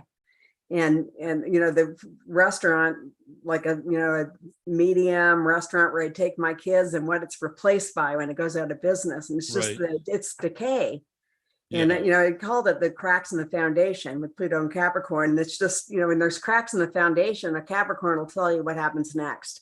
Yeah. Again, going back in time when I started to take off with the blog, that's when the housing crisis hit in 2008, 2009. And I wrote a 10-part series on my website about Pluto and Capricorn called the Melting Economy. And I broke down everything from people moving back home with their parents, which happened, to businesses. I even went back in time and looked at the history of the robber barons. I did their charts. So I mean, here we are, we're coming out of this period, and we're heading into the high strange of Pluto and Aquarius. And next year we have Saturn in Pisces. And the last time we saw Saturn in Pisces was the 90s, right? Like 93 to 96 for the most part, right around there. Yeah. And when people go back and look at that 3-year period, America is making major pivots, and not good ones. Like really like heavy duty action in crack houses. The explosion of urban crime, gangster rap. It's a very, very dark period of time. We have David Koresh, the Branch Davidians. We have Elian Gonzalez being ripped out of the closet of his uncle's house. I mean, it's a very dark period. So now we're coming back again with that 28-year, 29-year, 30 cycle of Saturn in Pisces. That's also when O.J. Simpson was on trial. Was when Saturn was in Pisces. I was pregnant watching that. I was watching that trial when I was pregnant. I had a different experience in that time. I thought like in my lifetime, like, racism, and homophobia or whatever you want to call. My daughter, my daughter was like in school at that time. And, I lived in Aurora, Colorado, and I moved to Aurora, Colorado because at the time I was pregnant and I wanted my kids to, I think that, it matters how you grow up. And I wanted them, Aurora, Colorado is the #1 integrated city in the entire country. And I went there pregnant so that my kids could grow up in this kind of environment. And I thought, I watched gay and straight people be able to go, like my friend who's on there, he's gay. Right. And are we going, we couldn't go to lunch together. We could not go to lunch together when we met in our 20s, and there was nowhere that we could go. Then we finally, some lesbians opened up a restaurant, and we were able to go to the same place because we're in Arizona, so anyway, by the time we got to the mid 90s, when my daughter was like in first grade and third grade, and it was a mixed race neighborhood, and everyone was dancing together, and and I thought it was always going to be that way. I watched everything. It was like, to me, the heyday, that like everyone was getting along. And I thought I watched this in my lifetime, and it just came kabam. We lost just being live and let live. Well, I have theories about that, but yeah, I grew up in the 70s. I have theories about it now. I'm talking about I agree probably with your theories, but this is what I'm just saying. I didn't have that experience in that period in the 90s. I saw people getting along, I thought I really, maybe I was in a delusion. Maybe it's Saturn and Pisces. And I managed an apartment building in Oakland during that period of time. Okay. And we're talking right on the edge of the hood. So my apartment was very hood friendly. And I lived in that apartment building. And so that was my reality during the 90s. And I wouldn't trade that. It was a very challenging time at times, but I wouldn't trade that time in for anything, because I learned an incredible amount about myself and about a very different community that a lot of other people did not have kind of a, front door seat to, and not always fun and not always pretty. Right. But I learned a lot. And I remember the first day that I went to this apartment building, I was there just as a worker. Later on, I became the manager, and I was painting an apartment building, and it was the day of the Rodney King riots. Right. And so here I am walking up and down the stairs, and this apartment building is probably 80% Black. And everybody said hello to me. Like there was no beef. There was no friction. Everything was cool. If you were to fast forward that to today, I don't think that'd be the experience.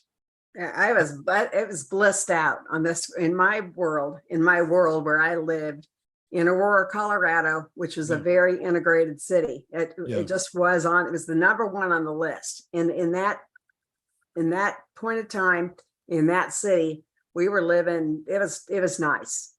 A Black woman lived here, a Mexican woman lived there, Black woman there, white woman there on my block, everyone on the same block.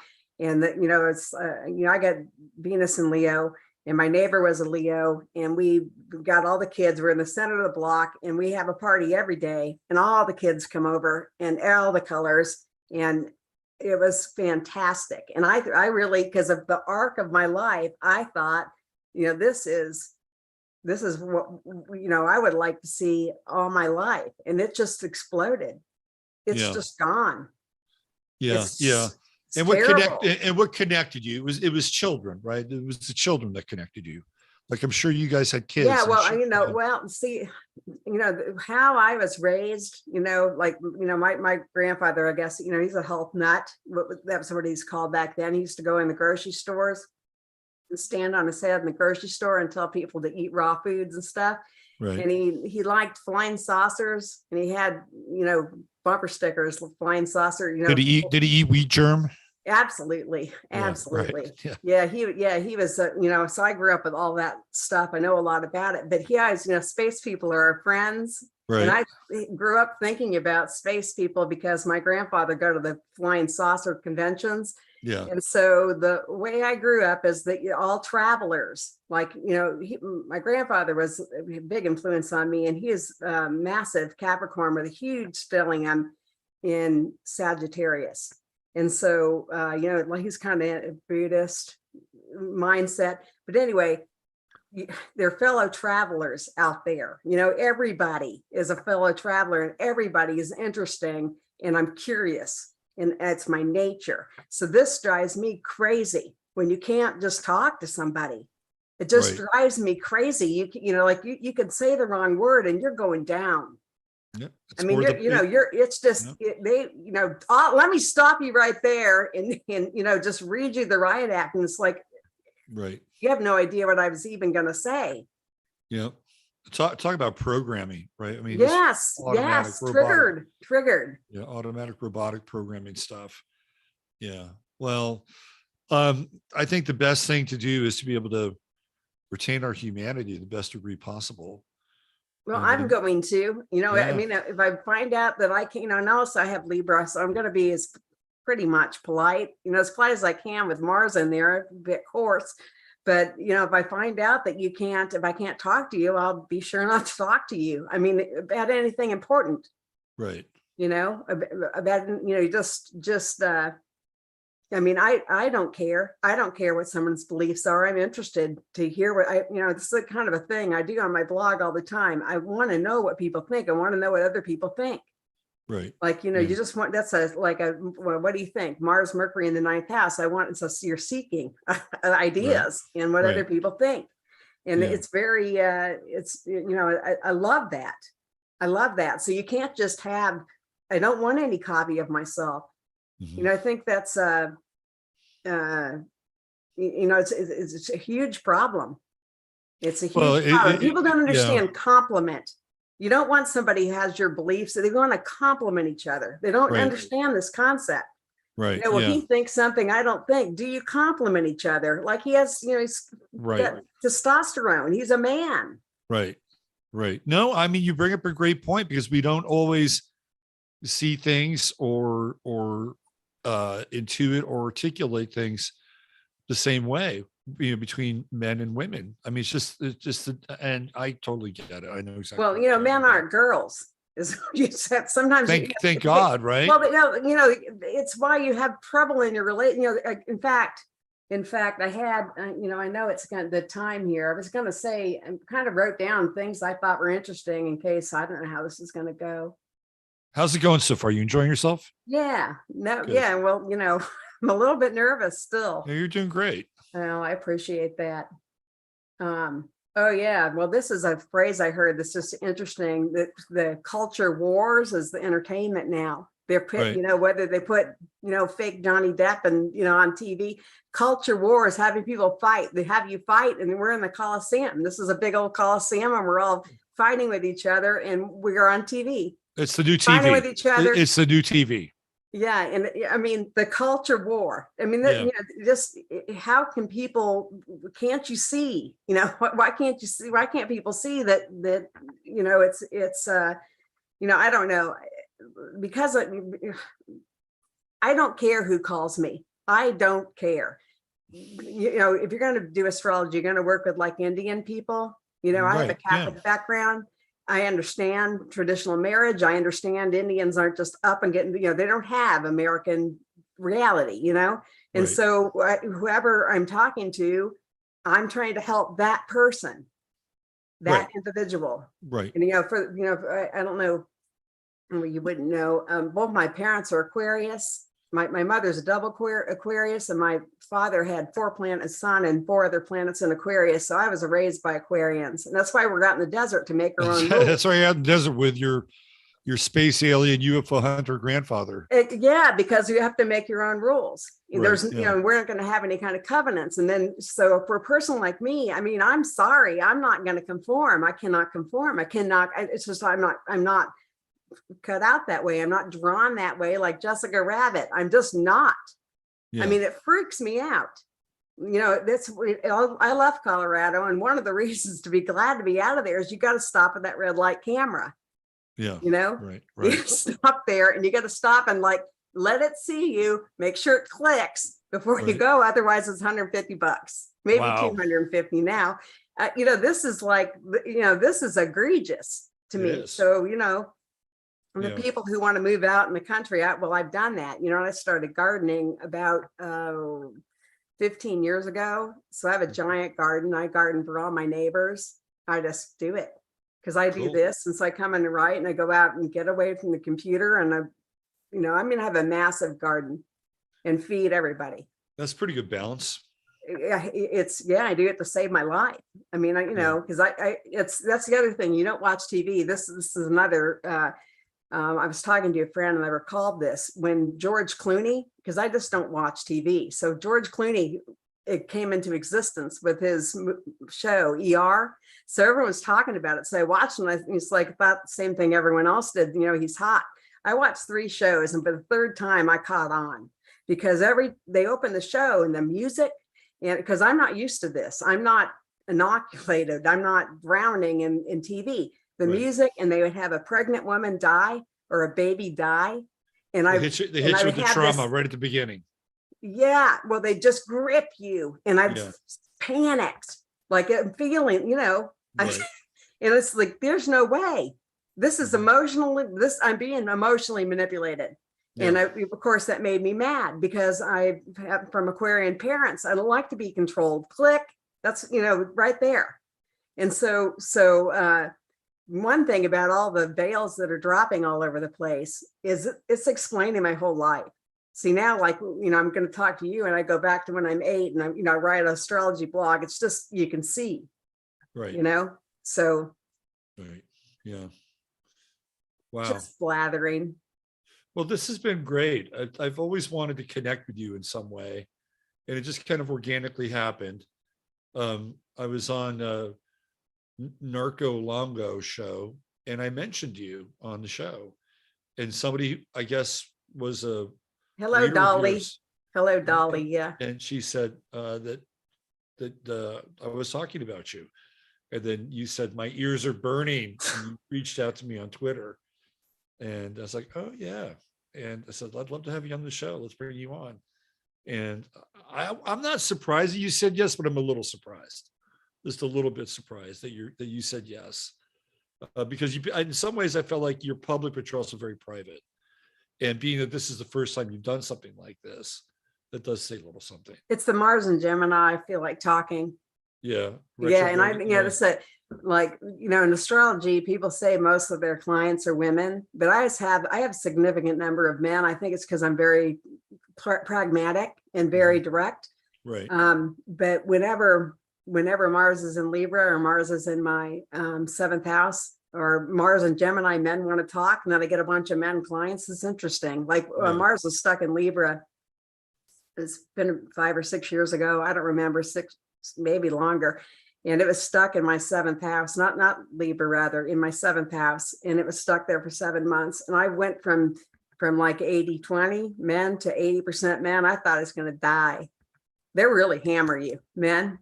Yeah. I mean, I like it, but when it's changed everything. So anyway, I thought about that too. You asked me one time to talk to you and I said no. And there was no reason except for just intimidation, really. Right. I'm a little bit shy. That was a while ago too. A long time ago. Yeah. Like maybe 2010. I mean, like a long time ago. So I'm surprised you asked again. I told you I was just nervous, Right. Yeah. Right. Yeah. Yeah. So I'm kind of trying to, remind you why you thought I wouldn't do it, because you have asked me before. I know. I remember. I've got a pretty good memory. I remember asking you, and you were like, "No."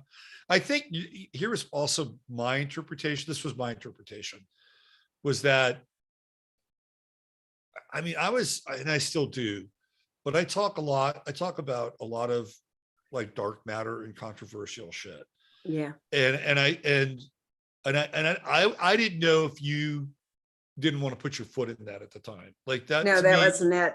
Okay. No, it felt intimidated.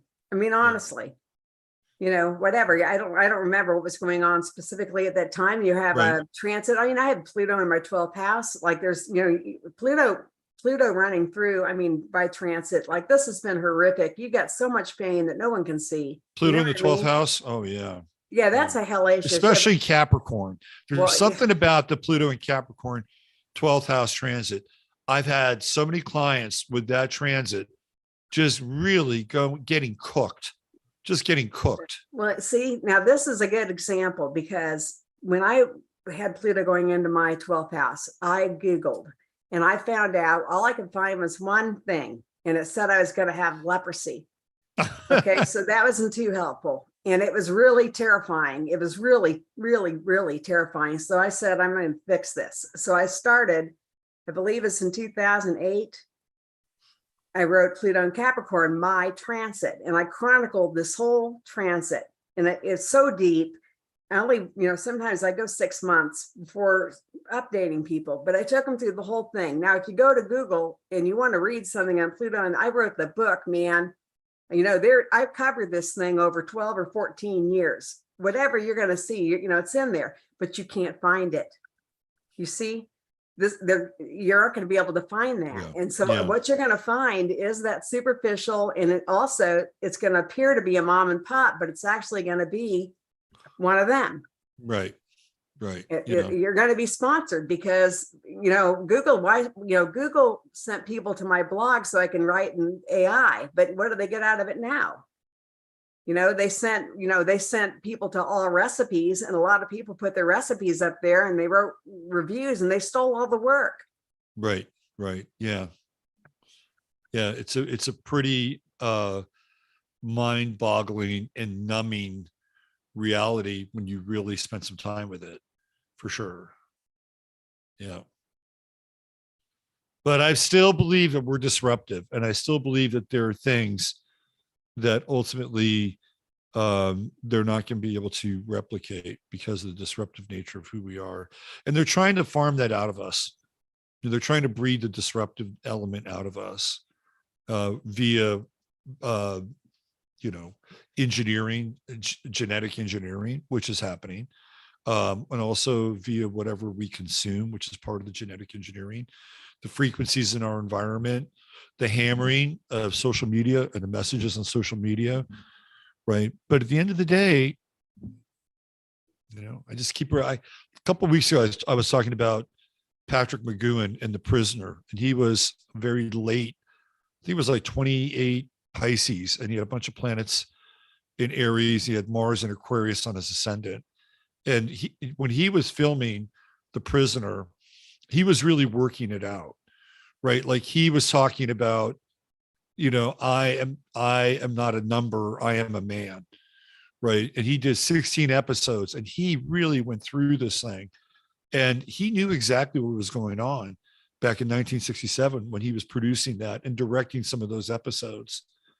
And at the end, even though it was somewhat dissatisfying for some people, at the end, they were never able to break him, and they were never able to get him to reduce himself to being a number.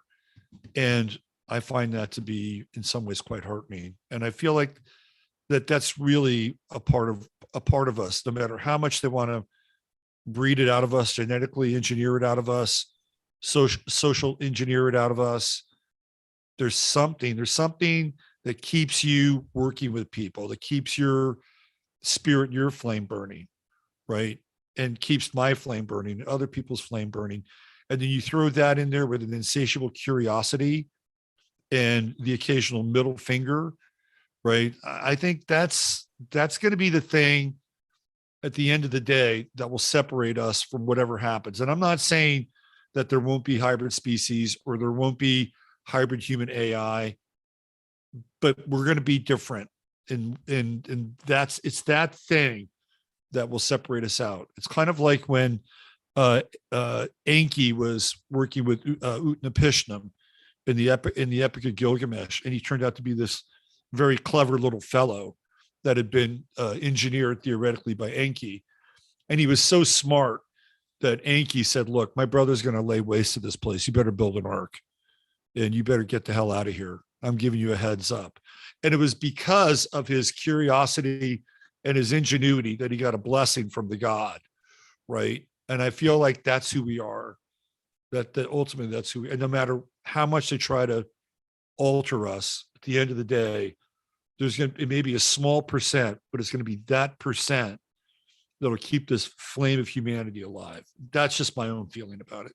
No, I don't think they're eradicated them off the internet, but we're still here. That's right. No, That's right. I'm just saying, you can't locate. You Yeah. can't, I'll just look for a little boy on a skateboard and see what you look at the pictures. Yeah. And then, I always put all the vintage astrology pictures. I used to, and like if you in the old days, if you searched vintage astrology, it would pull up. Yes, I know exactly what you're talking about. They were all from my blog, every single one, every picture. Yeah. It was so, heavily indexed, and now there is no such thing. You have to go to Alami or you have to go to Shutterstock or one of these other third-party sites. They're going to be NFTs. Right. And you're not going to get away with any kind of anything. They're going to all be NFTs. So they're going to have eventually, to, yes. Yeah. They're just, you get rid of the mom and pops. Right. Yeah. Because the internet, because I'm telling you, because of the way that you can move people, like to have them buy stocks and crypto and this kind of thing. Yeah. Why should they let us on? It's a sobering thought, and one that I don't really want to end on, but I'm happy to end on it because sometimes a sobering thought is a good one. All right. Yeah. I enjoyed this. Thank you for being here. We'll have you back on again sometime in the future.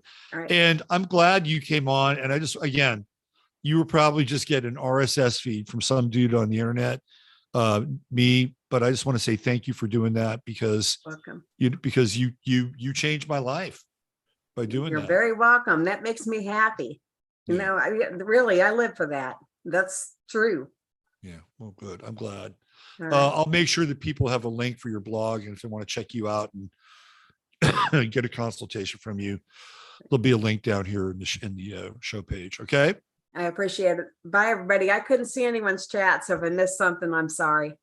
Well, you'll be able to go back. The chat will replay with the show. If you want to go back and be a little voyeuristic, you can do that. Okay. Thanks a bunch. Bye. Okay. Bye, Elsa. See ya.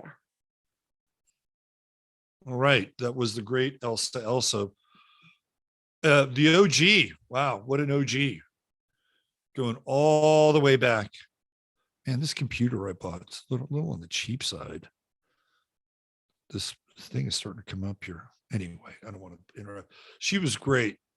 And so happy to have her on because again, if she hadn't had that blog and picked up that post on Sarah Palin that I did and broke down Sarah Palin's chart, there's a good chance I wouldn't be here. I don't know what I'd be doing, but it's funny how things happen and how you meet people and the serendipity and the cycles that are related to the planets, right? So I'm happy to acknowledge her and her role in helping me become an astrologer and helping people as well. So bravo. Thank you, Elsa. And we'll make sure we have all the links here in the show page. Normally I talk about true hemp science, and guess what I'm going to do? I'm going to do that right now because normally I do it at the beginning of the show, but I was chatting with y'all at the beginning of the show and I wasn't able to go in. But let me tell you about true hemp science. Right before the show, I had a little dose of 19. Product 19. I love how Chris names his products. He's a Pisces, but he labels them like a Virgo.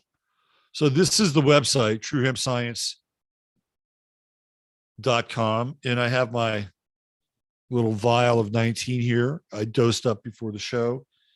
I'm not supposed to take it after 4 p.m., but I don't always listen to instructions. The idea of 19, it's innervating, kind of lifts you up a little bit. What's going on with Chris's shop here? Let's see. Let's go to view all products. I haven't gone through his product list lately. So let's see. We've got 2 forms of gummies here. We got the 10 pack full spectrum, black cherry and watermelon. Here we have black cherry or watermelon. So you can get the 10 pack, the 30 pack, number 33, which is a great one, CBDA. There's the 19 CBDA oil, super kind. I just had a little bit of that, right? Number 19. And over here we have the moon dust right there. Bang. Clarity moon dust with CBGA. I have that in my coffee in the morning. We have another little pack of organic gummies, full spectrum hemp oil with the black cherry flavor and all kinds of interesting goodies. If you're an athlete, you work out, you may want to check out the muscle rub. That's really good. Pet sounds, you got CBD, MCT oil together for your plants. Now, if you want the real intense stuff right here, the number 17, plant full spectrum extract with super terpenes. This stuff it's thick, right? Thick and potent. He's got some bioactive silica here as well. Some skin repair with the super salve, all kinds of really spagyric alcohol related, right? So this is using the hemp plant with the spagyric method of processing, like the leaves and water and alcohol, pretty cool stuff. Anyway, if you go to truehempscience.com /ref/23, that's truehempscience.com /ref/23, spend $100. Chris will give you free product. Just type in 15MINS when you check out. That's 15MINS, $150 and more, and you get free shipping. And the great thing about it is that you're supporting a business here in Austin, Texas, and the hemp is, of course, sourced here in the United States. And excuse me, Chris only seeks out the best hemp that he could find and does the highest level of processing that he can.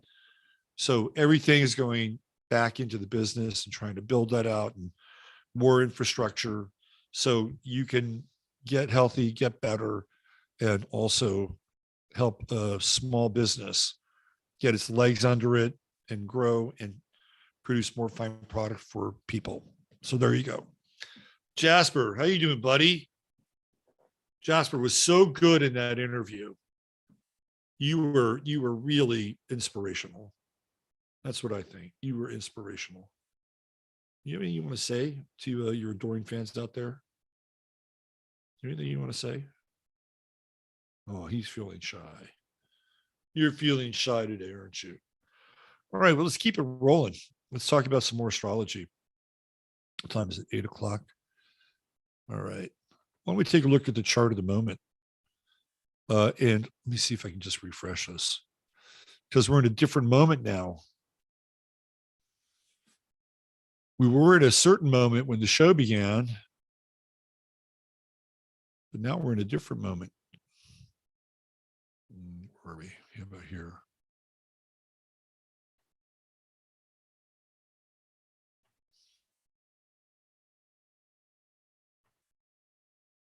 All right.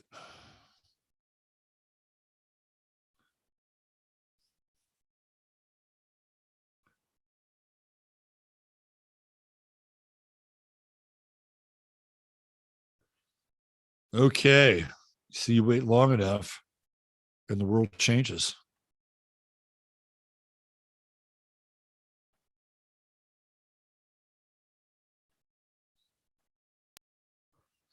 So the ascendant just went into Leo, 0 Leo. So for the remainder of the show, I guess we can let our ego hang out a little bit here. And then the moon is at 29 Libra. So I think when we started, it might have been either late 28 or early 29, probably early 29. So that's fitting because of Elsa's Mercury Mars conjunction in Libra. And we have a Libra moon getting ready to move into Scorpio. So tomorrow when you wake up, you'll have that Scorpio moon. Ooh, that intense Scorpio moon. And right now it's a moon Pluto square. Wow. Maybe we'll get into some intense readings tonight. When I see if I can open up the lines here with this moon Pluto square. And I guess we'll still get some of that tomorrow. But the moon is also in a nice sextile with Sagittarius, the sun in Sagittarius. And I'm going to miss the sun in Sagittarius. Damn it. I like the sun in Sagittarius. It's in my first house. I like it. It's convivial. It has a certain élan vital, as they say in French. It's a fun sun, right? It's a good party sun. But it's about to get serious here and move into Capricorn in a mere 3 days. So that's coming. As a result, we're in that final square, right? Mercury and Venus moved out. They're hanging out in Capricorn. But now we have the sun square Jupiter, sun square Neptune, just for tonight. Hey, sun, have another drink on me tonight. If you're at a bar, yeah, hey, Robert Phoenix said I could have another one. Put it on his tab. I mean, that's kind of what the Sun Jupiter square is. It's like take a risk, stretch yourself. The Sun Neptune square, Sun's moving away. So we kind of went through that on Wednesday night with the Sun Neptune square. I think that's when I was on with the good professor, Dr. Narco Longo. Let me take these headphones off. Oh yeah, that's better. That's much better. So yeah, Sun Jupiter square. We'll have some of that over the next couple of days. It's a little indulgent, right? It's a little indulgent. And Jupiter is just right there at the edge of Pisces. Right there. And this is going to be the last Jupiter in Pisces, if I'm not mistaken, when Pluto's in Capricorn. So the next Jupiter in Pisces moment we're going to have is when? 12 years from now. 12 freaking years from now. Deep in the heart. That should be 11 years, but deep in the heart of Pluto in Aquarius. 11 years from now puts us 2034. By that time, Saturn will be in Taurus, and that's like the Noah's Ark finding land. But there is that time prior to 2030. We had about 3 years of just being suspended in space. Roughly from what 20, about 4 years, 2025 to 2029. We're just out there in space. Uranus in Gemini, Pluto in Aquarius, Saturn in Aries, Neptune in Aries, no land, no ground beneath our feet, no terra firma.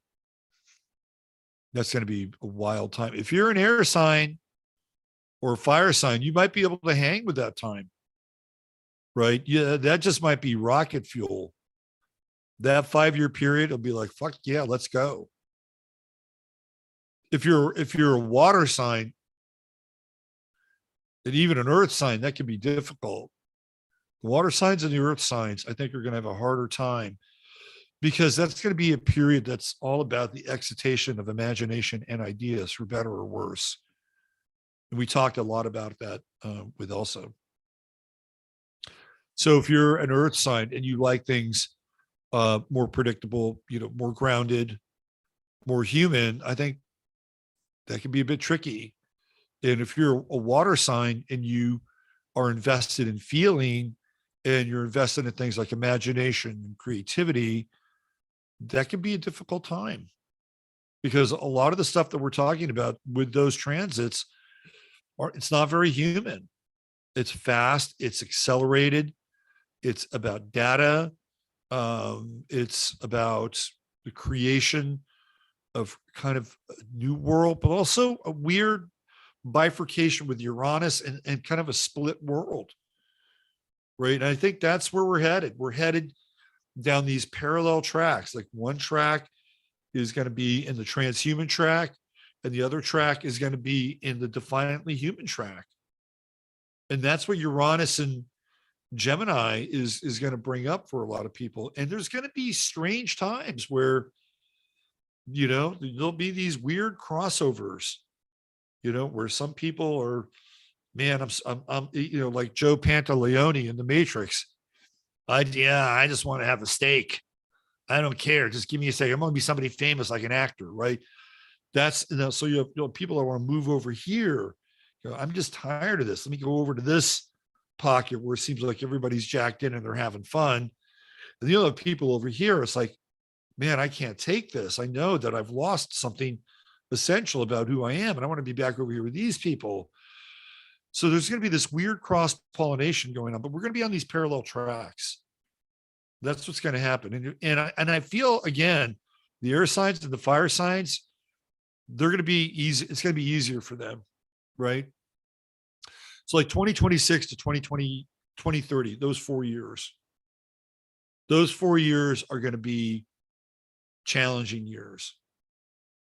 But if you are somebody who digs like fire and air and combustion and intense kinds of speculative thought and weird science, if you dig that, that'll be your time.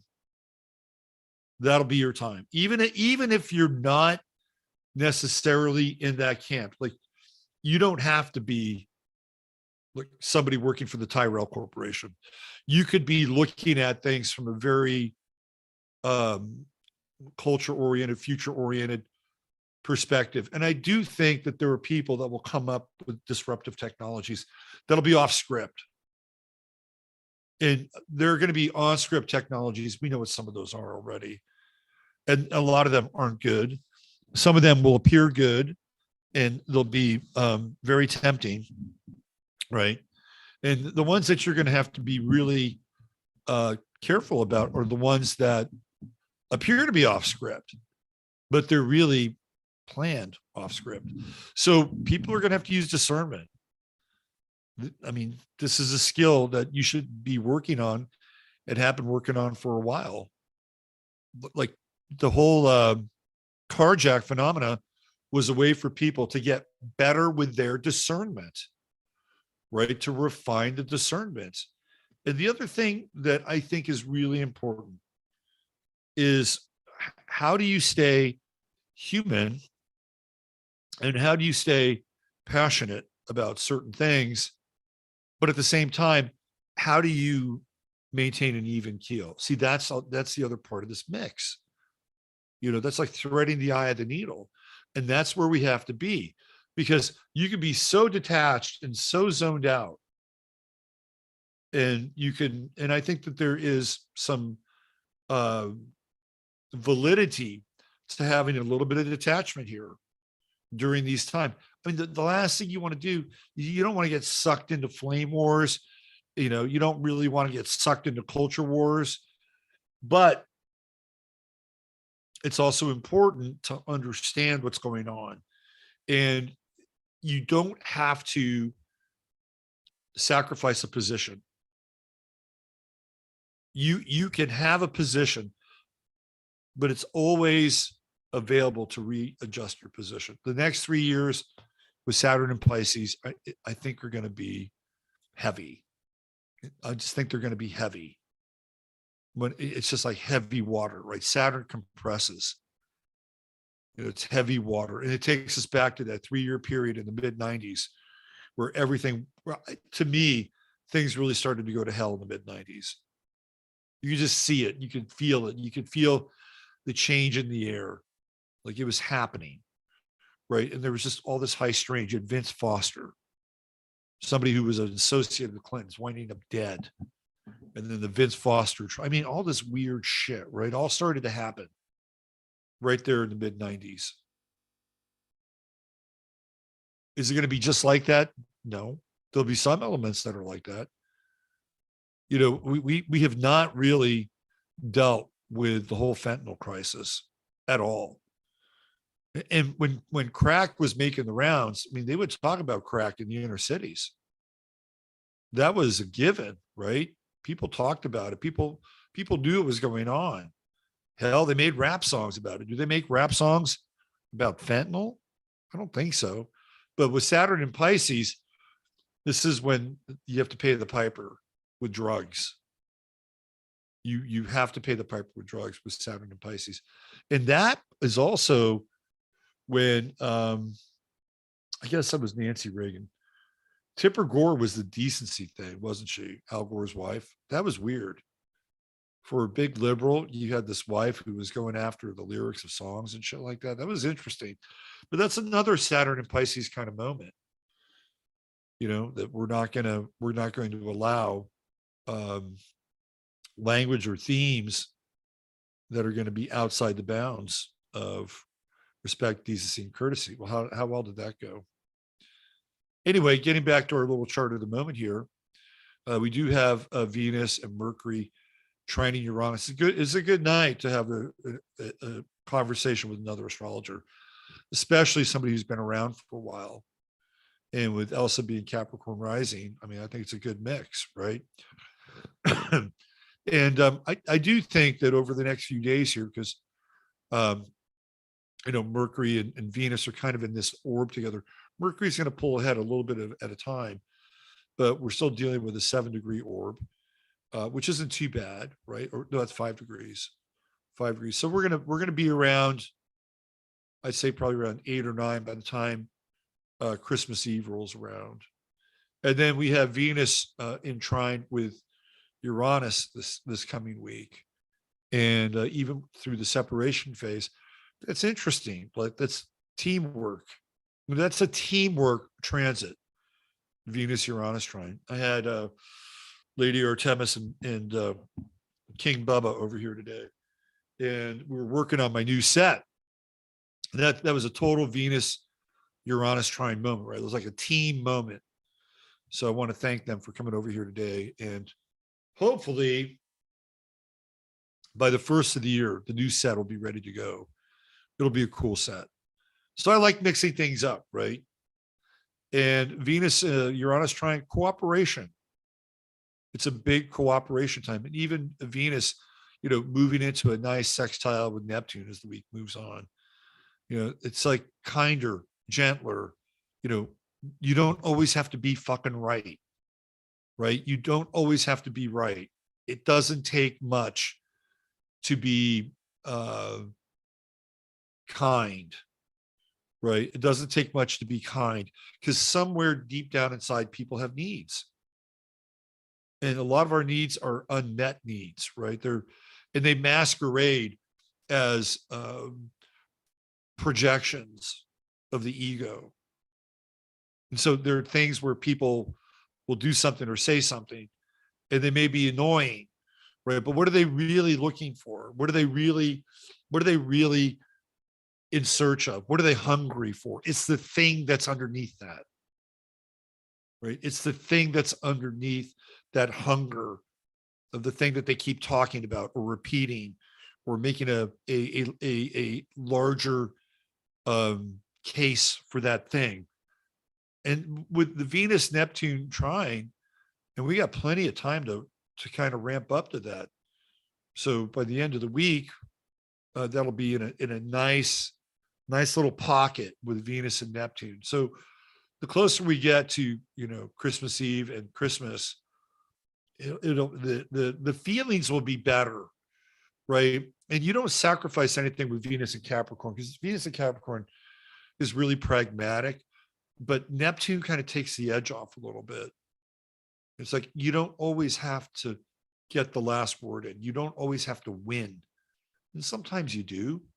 Or sometimes it's important not to get the last word or win, but to be clear and to be able to articulate your position in a way that other people understand it. I don't think this is necessarily one of those weeks. I think this is a week where, well, I'll use the word win-win.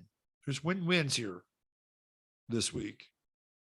Mars is still in that wide trine with Saturn, but it's moving backwards. It's going to go direct on the 13th of January. So we're just a few weeks out for Mars direct, and the Mercury go retrograde not long after that. So we have one sphere go retrograde and then direct, and then another move into that retrograde motion.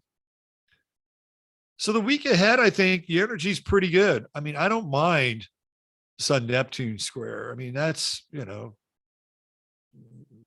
if anything, that's like 3 slices of pumpkin pie. Just be cool. Just be cool in the roads. We're out of that big square with Mars, Jupiter, Neptune, right? That was the big square that was, I think, a little dangerous. What else do we have? Yeah, and even with Venus trining Uranus, again, teamwork, kindness, empathy. These are all themes, right? They're all themes for the weekend. Tomorrow, when the moon moves solidly into Scorpio, what are we going to have? Well, we're going to have the moon sextiling Venus, sextiling Mercury. It's kind of like some of your most intense and immediate emotions can be talked about. They can be put on the table. And sometimes people may even bring them up. And you don't even really have to talk about it too much. By the time we get to Tuesday, with that moon Neptune square on Tuesday, it may be a bit more difficult to express yourself. So if you need to talk about something, I would say make it tomorrow. Because by the time Tuesday rolls around, the emotions get a bit harder. It doesn't mean that you can't have a successful, like, emotional negotiation. It's just that it's more difficult, right? People are more rigid with that moon Saturn square. And I'll tell you the other thing with the moon Saturn square. If you've lost a parent, and especially a mother, and again, going out to bliss here, I think take care of yourself and don't be afraid. And this is the other thing, because there are people, hopefully you have 1 or 2 people in your life that can just, if you have to get on the phone and cry for an hour, all they do is just sit there and listen to you. They don't even have to say anything. You could just cry in the phone for an hour, right? And just have somebody on the other side, like, are you good? Are you good? That, to me, I mean, there are 2 ways that we 2 main ways that we have contact with God. And it's through another person, something like that. And then the other is through what some people might call the Holy Spirit, or God as a spiritual action in our lives that is in some ways independent of the other. Like, things just happen, right? Like being in grace happens. So, when you're in a place like that, when you're vulnerable, don't be afraid, right? Don't be afraid to get down and really, really sit with where you're at. Sit with where you're at, and have a conversation with your higher self. And your higher self and your soul are manifestations of God. Have a conversation. And if you feel so obliged, have a conversation with God. You could do that too. And it's helped me in my life at times. In very dark hours, I've been lifted up or rescued, or I've been shown something. Other times it's like, tough shit, buddy. Should have thought about that before. You get to roast for a while, right? And I feel like when people are in a very difficult place, the universe tends to be way more compassionate and malleable than when you think you have all the answers. So that's also part of some of what we've got going on this week, especially the Venus Neptune sextile. Sextiles you act on. You want to act on the sextiles. You want to activate them, right? And then we have an inconjunct coming up with Venus Mars.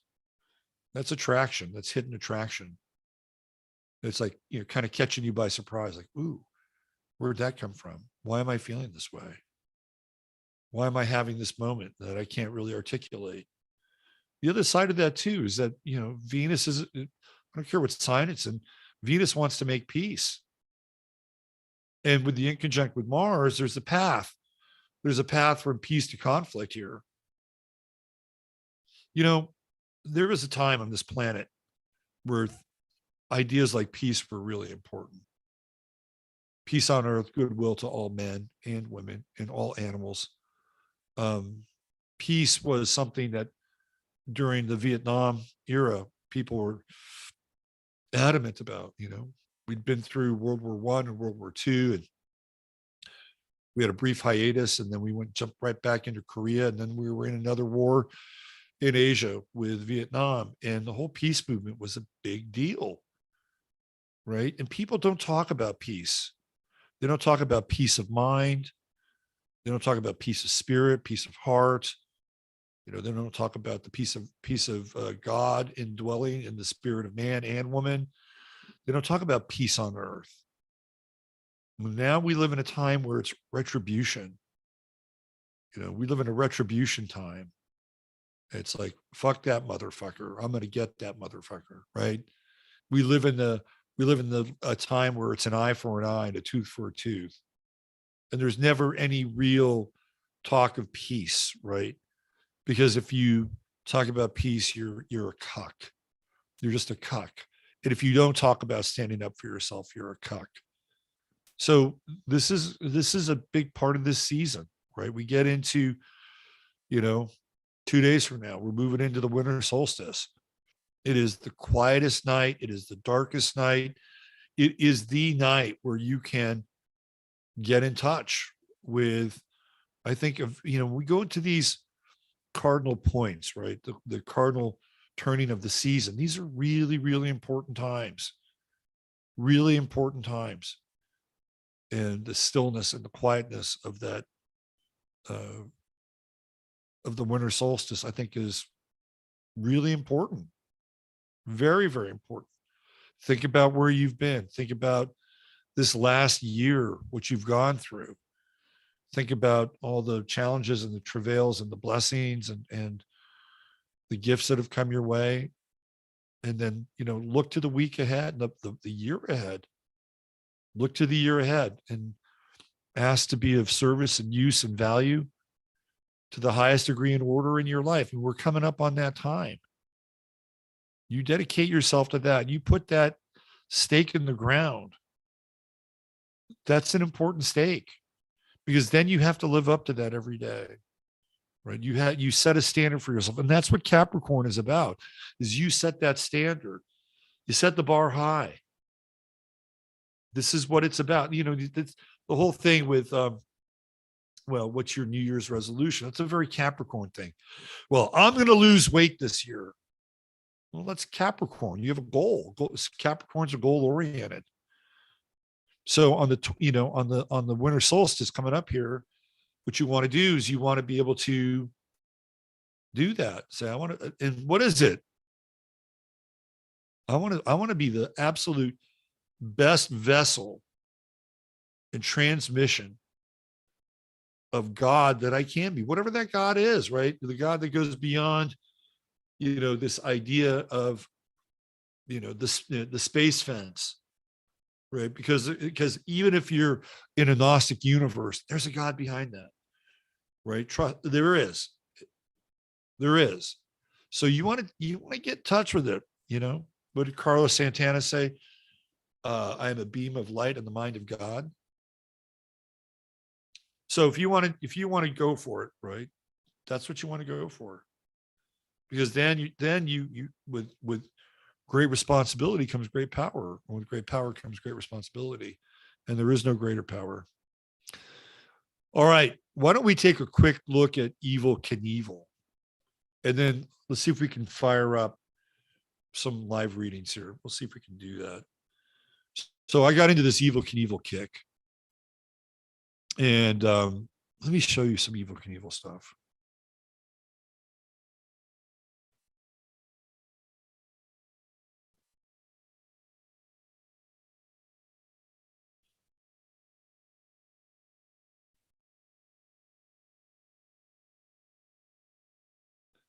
Evil Knievel was a master showman, an absolute master showman. But there was more to him than that. There was more to Evil than that. Boy, this thing is really behind. Hold on. Let's see if I can refresh it. Yeah, here we go. And Google's really behind. I'm sorry, YouTube. All right, so here we go. This is Evil Knievel back in the day. Here's another picture. For you youngins, Evil Knievel was about as close to being an American hero as we had during the 1970s. And he was known for jumping using his motor. And this is shit that Travis Pastrana and all these young guys just they can do easy now. I mean, they're doing stuff that makes us look pretty primitive in a lot of ways, but nobody else was doing this. He was doing this. He broke every single bone in his body. That's the Evil Knievel Museum. It's funny. He broke every single bone in his body many times over. And he wasn't always a good dude. Right? Here he is. This is the great cross promotion with Jaws. Here he is jumping Greyhound buses. And of course, if you're a kid, you probably had the Evil Knievel stunt cycle. Here's his son, Robbie, who was a better jumper than he was, but he wasn't a showman. Robbie's a Taurus, by the way, and Evil a Libra. We're going to get into his chart. Of course, his big moment was when he's restaging Evil Knievel jump to vindicate his father. Is that Robbie Knievel or is that his other son? So here he is with his cape. I mean, this is about as superhero as it got, like in real life back in the 70s.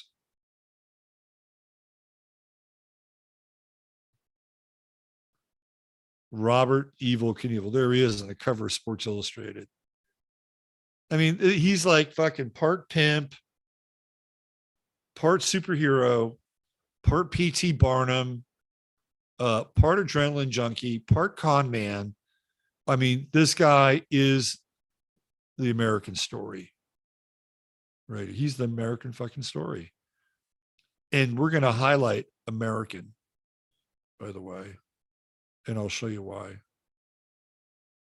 Let me see if I can put on a video here, and then we'll jump into his chart. Let me see if I can find a video. Here we go.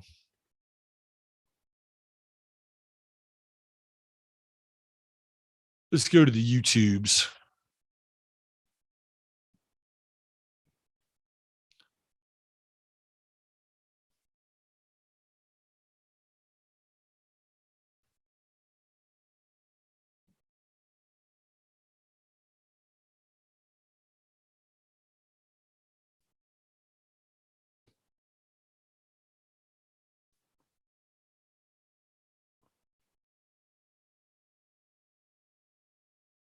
Okay, let me see what we got here.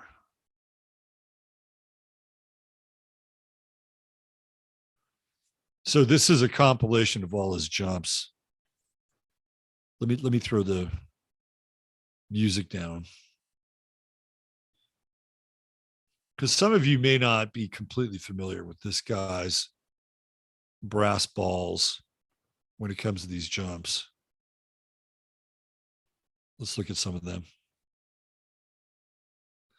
I think some of these are pretty early. That's a pretty early jump. The yellow suit indicates an early jump. What has he got? 5 cars there. Is this the Cow Palace?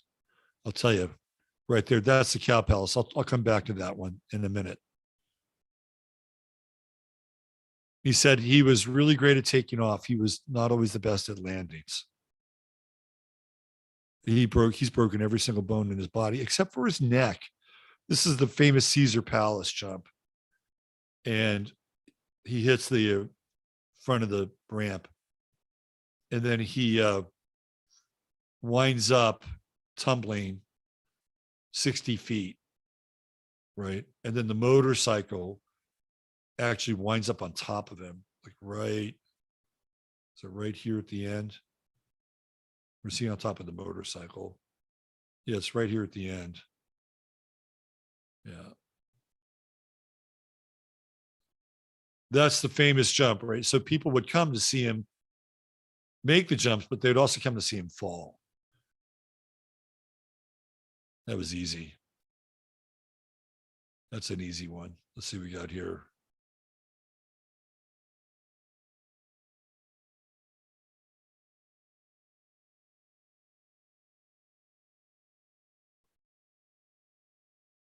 He didn't do too well in that one. And in some of the interviews, you could tell that he was kind of talking himself up, right? You know, he was kind of like Muhammad Ali in some ways. He would talk himself up. And he just kept putting more and more cars and trucks out there. And the guy is just a total character. I don't think he's going to make this one. You can just tell he's got that back wheel down. Oh, he did. Oh, he got lucky on that one. He barely pulled that one off. That's at the LA Coliseum. That's the big LA Coliseum jump.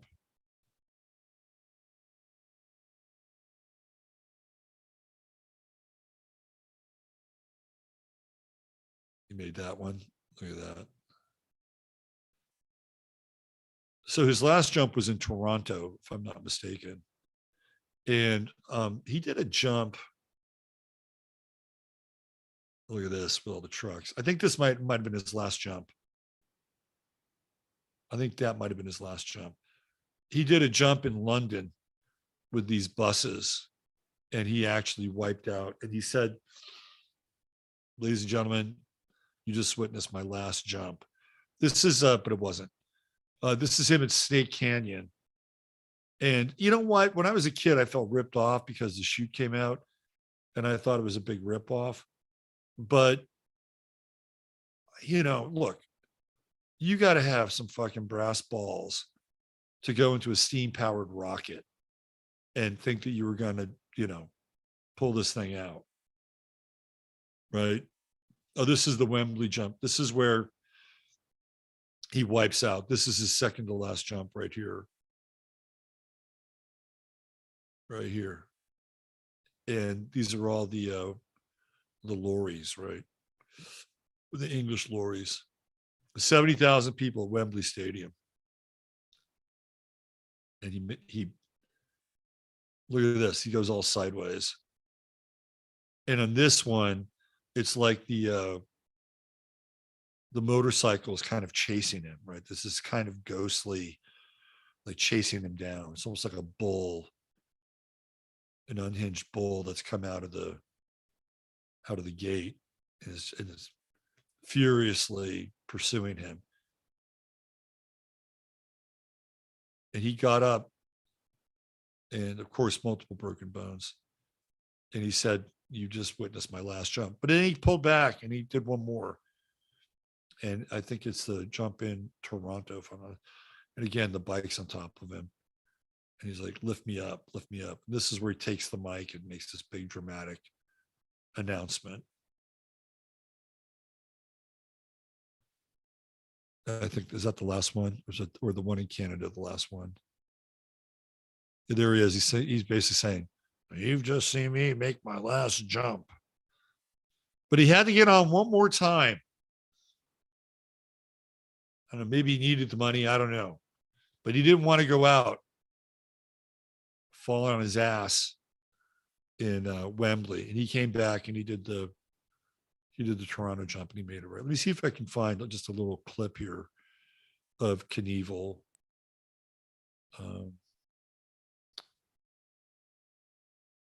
Talking. So do this interview. Let's see what so you have to catch a little bit of his bravado here.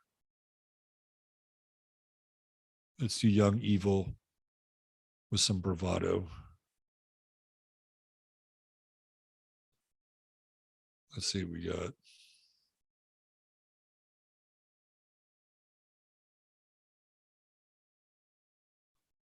There's lots of documentaries on him,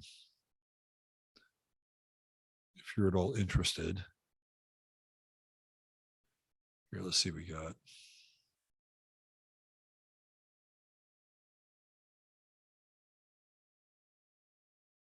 Is that 71? This is pretty early on. This is him and Dick Cavett. We'll just watch a little of this. You get a little bit of the Knevil bravado. And then we'll break down his chart. Guest is an incredible character. He's a motorcycle daredevil driver. All his life he's done death-defying feats, and death has nearly defied him several times. His longest jump was 50, I think it was nearly a 50-yard jump over the fountains of Caesar's Palace in Las Vegas. This jump did not go well. You may have read about it or seen still photos of it, and he has some film with him of what happened on that.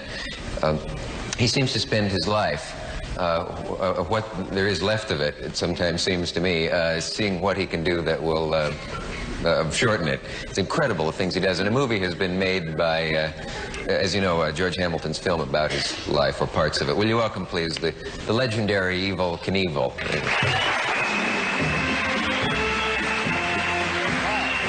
Check out that suit.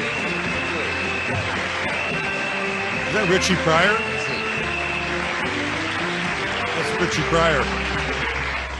How are you? Have you have you ever been hurt? Yeah, several times. Yeah, several times. Yeah. Gee, I've heard so much about you. I can't. Do I detect a slight hesitation in your walk? When I was hurt in Las Vegas, I pushed my hips through my pelvis. That's what's known as a central protrusion fracture.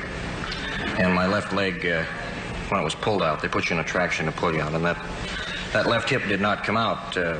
However, I've missed a jump like the Caesar's Palace jump 9 times in 5 years. And as a result of that, I've been operated on some 12 times. So it's... Well, when they say that you've broken every bone in your body, that naturally they don't mean every tiny bone in your ear and everywhere, but No. Have you broken over a dozen? Oh, yes. I imagine all the major bones except my neck, All the major bones? both legs, both arms, my back twice last year. Where's the fun? It's like anything you do, it's part of the game. Yeah. Do you have trouble getting insurance? Oh, that's not Richard Pryor. My bad. Is there a life insurance company in Philadelphia? I'd like to make an application publicly. You have a little trouble getting it. I have trouble getting life insurance, accident insurance, hospitalization, and even insurance for my automobile. I expect Lloyd's of London took a group vacation when you asked for insurance. Lloyd's of London has rejected me 37 times, so if you hear the rumor that they will insure anybody, don't pay too much attention to it. You're the man who stopped that rumor. I want to hear more. We have to take a station break. We'll be right back. Here is Jump, as I do, it's really not a stunt or a trick. Mm-hmm. The Vegas thing was a distance of 47, 50 yards, which is half the distance of a football field. When you go off a ramp on a motorcycle at 80 or 90 miles an hour, the only thing that can actually prevent you from getting to the other side is if the atlas should break on the machine. If it does... If the what? That's the chain, the atlas. Oh, the chain. If it breaks on takeoff, you're never going to make it to the other side. However, I've never had the chain break. So what happens is it's a miscalculation mentally with me, or something physically the matter with the motorcycle, with the engine itself, and that's what happened at Caesar's Palace in Las Vegas. I was riding a British-made machine, and it just didn't have the power to get across. I ride an American-made motorcycle now, Harley Davidson. I haven't had any problems. You have a certain anti-British feeling now? Well, not really. I used to drive a Rolls Royce and drink beer brewed there, and ride the English motorcycles. Well, you've done everything. Weren't you a card cheat for a while? Or was that a harsh way of putting it? No, I had that's very mild, thank you. Oh, okay. I had when I was a young fella, I was kind of on the wrong side of the law. And I grew up in a rough town. I was born and raised in Butte, Montana. It was a mining community. It's full of wonderful people. All the bad ones left out, and there's 35,000 good ones left there, I guess. But I traveled between Reno and Butte and Las Vegas and Butte through the Idaho area, and I really got to be quite a crossroader.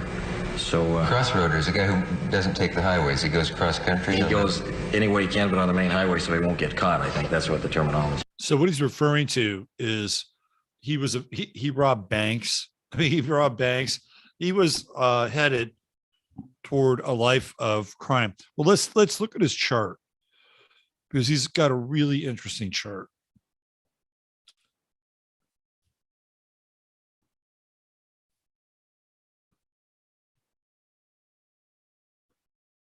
So let's go into an Astro theme.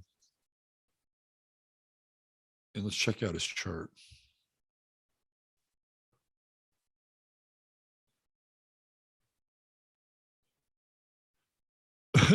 Okay.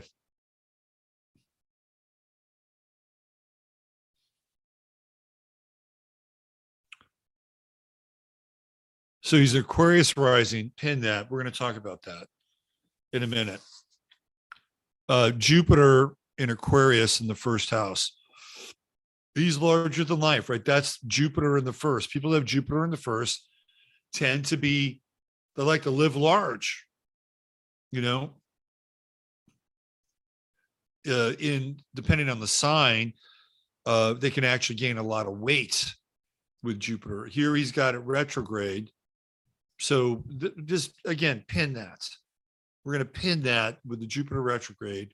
And you can see here, one of the things I do like about Astro theme is the interactivity of it, is that he's got a trine with Jupiter right here with Sun Mercury. So literally what he can do, right? When you have a Sun trine to Jupiter in your first house, you're taking your personality with your Sun, who you are, and you're funneling it through Jupiter. So it's going to make you literally larger than life, especially in the first house. Now, sometimes people can do that with a Sun trine the ascendant, or Sun sextile the ascendant. But this is larger than life. Jupiter is at 22, and then the Sun is at 23. So automatically we know that this guy is able to set, I wouldn't say set goals, but he's got like big plans. And the thing that Evil Knievel did so incredibly well was the media. I mean, like, he was always one of the largest draws on Wide World of Sports. And one of his buddies was Frank Gifford. And Frank Gifford was in London, and he said, well, you know, whenever you're here, I never crash. And sure as hell, he fucking crashed big time in London. Anyway, so we start off with that Sun Jupiter trine, larger than life character. Mercury also trining Jupiter as well. You can see it right there. So we have that Mercury Jupiter trine, and he was very vocal, right? Like, even though he has Mercury in the 8th, looks like it's ingressing into the 9th, he was vocal. Like, he was very clear about his feelings around certain things. So let's talk about this Jupiter retrograde, Aquarius rising, right? So what happens with him is that like, this is a time, the 60s are like a revolutionary time. And it's the rise of the anti-hero. Well, even though his name was Evil, he was really more interested in being an all-American hero. And he was always bagging on the Hells Angels. And he would get ornery, and he would talk about how motorcycle culture in the country had become filthy and disgusting, and was being hijacked by criminal lowlifes. I mean, that's what he said about the Hells. So the reason why he wore like the white suit and the stars and the stripes was because he wanted to be fucking all American. Like, Evil Knievel wanted to be Captain America. And of course, I think was it Hasbro who created the Evil Knievel toy, the wind-up thing? He made $6 million off that toy. He said, I saved the toy industry. Evil Knievel was not shy when it came to self-promotion. Again, right? That Sun trine Jupiter in the first house. So he's larger than life. He's got Moon and Leo. He never shied away from the spotlight, right? And a Moon Jupiter opposition. Now this gets into his marriage territory. You know, he didn't marry his high school sweetheart, but pretty close. And so we have Moon, right? The mother, his mother and father split. They split. They left. And his grandmother and grandfather raised him. But let's just say, for instance, we have Moon here in the 7th house, that this is going to represent relationship and, you know, the love of his wife over here, the emotional content. Well, old Evil wasn't the most faithful of men. Again, Jupiter in the 1st house, he's going to be a little bit of a player. Why else is he a bit of a player? Well, it's the true node. He has true node in Scorpio. So where is he going to make his bread and butter?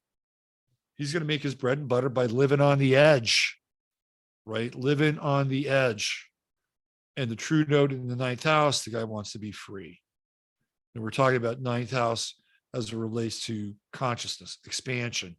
The true node is going to be his true north, and he's going to green light, right? Those nodal qualities, but it's also in Scorpio.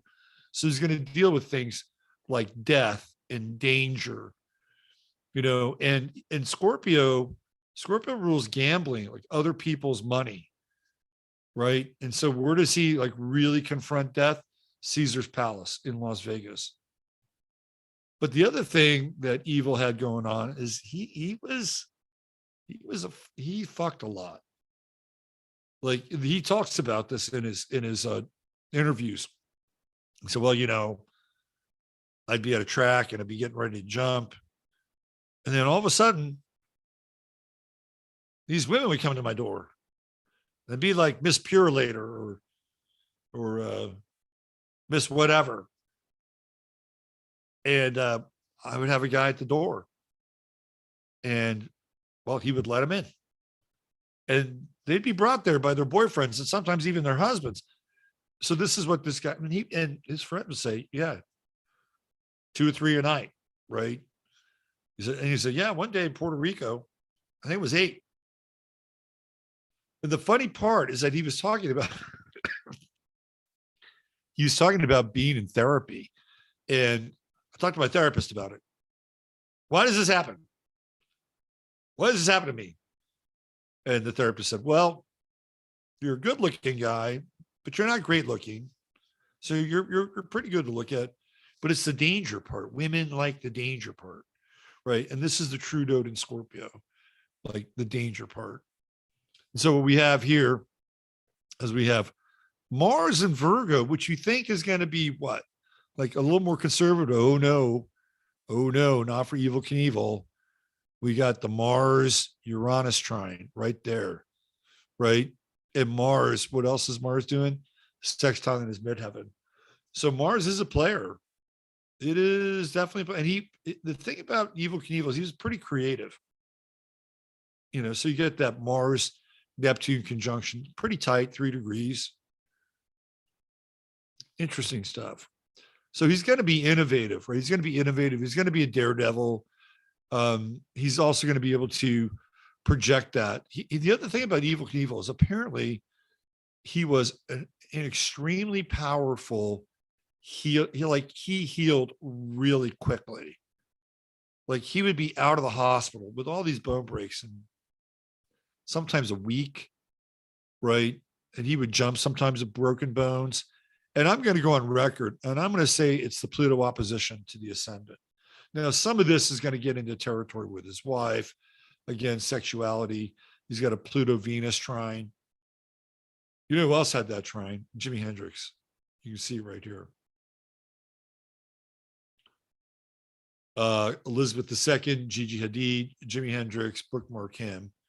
Giselle Bundchen, Michael Jordan, Adam Levine, Kate Moss, Ricky Martin, Bach, Cap Bieland, Jimmy Page, Machine Gun Kelly. So the same thing would happen with Hendrix. Women would just show up at his door. They just show up at his door. The Venus Pluto trine. And then, of course, Knevil has got Venus conjunct his midheaven. which again, you would think it would be more Mars, more danger, but we get that. We get Mars here with the sextile, right? We get Mars with the sextile. Eventually, he goes through 2 marriages and 2 divorces. So Pluto would rear its astrological head in his marriages. And this guy could spend money like nobody's fucking business. No, in fact, he had to do a jump just prior to Snake River Canyon because he didn't have any money. That's how down he was in terms, because he had spent all this money for lawyers and building the ramp and paying. He went through a shit ton of money. Like he had 3 planes, 3 jets, 3 private jets. I mean, if he liked something, he'd get 2 of them, right? That's how he was. So where do we see that in the chart? Well, what's Pluto doing? Let's see. Well, we got the Pluto trine to the midheaven. Again, that's a big trine. I think that also has to do with regeneration. And Pluto is other people's money and resources. So what do we have?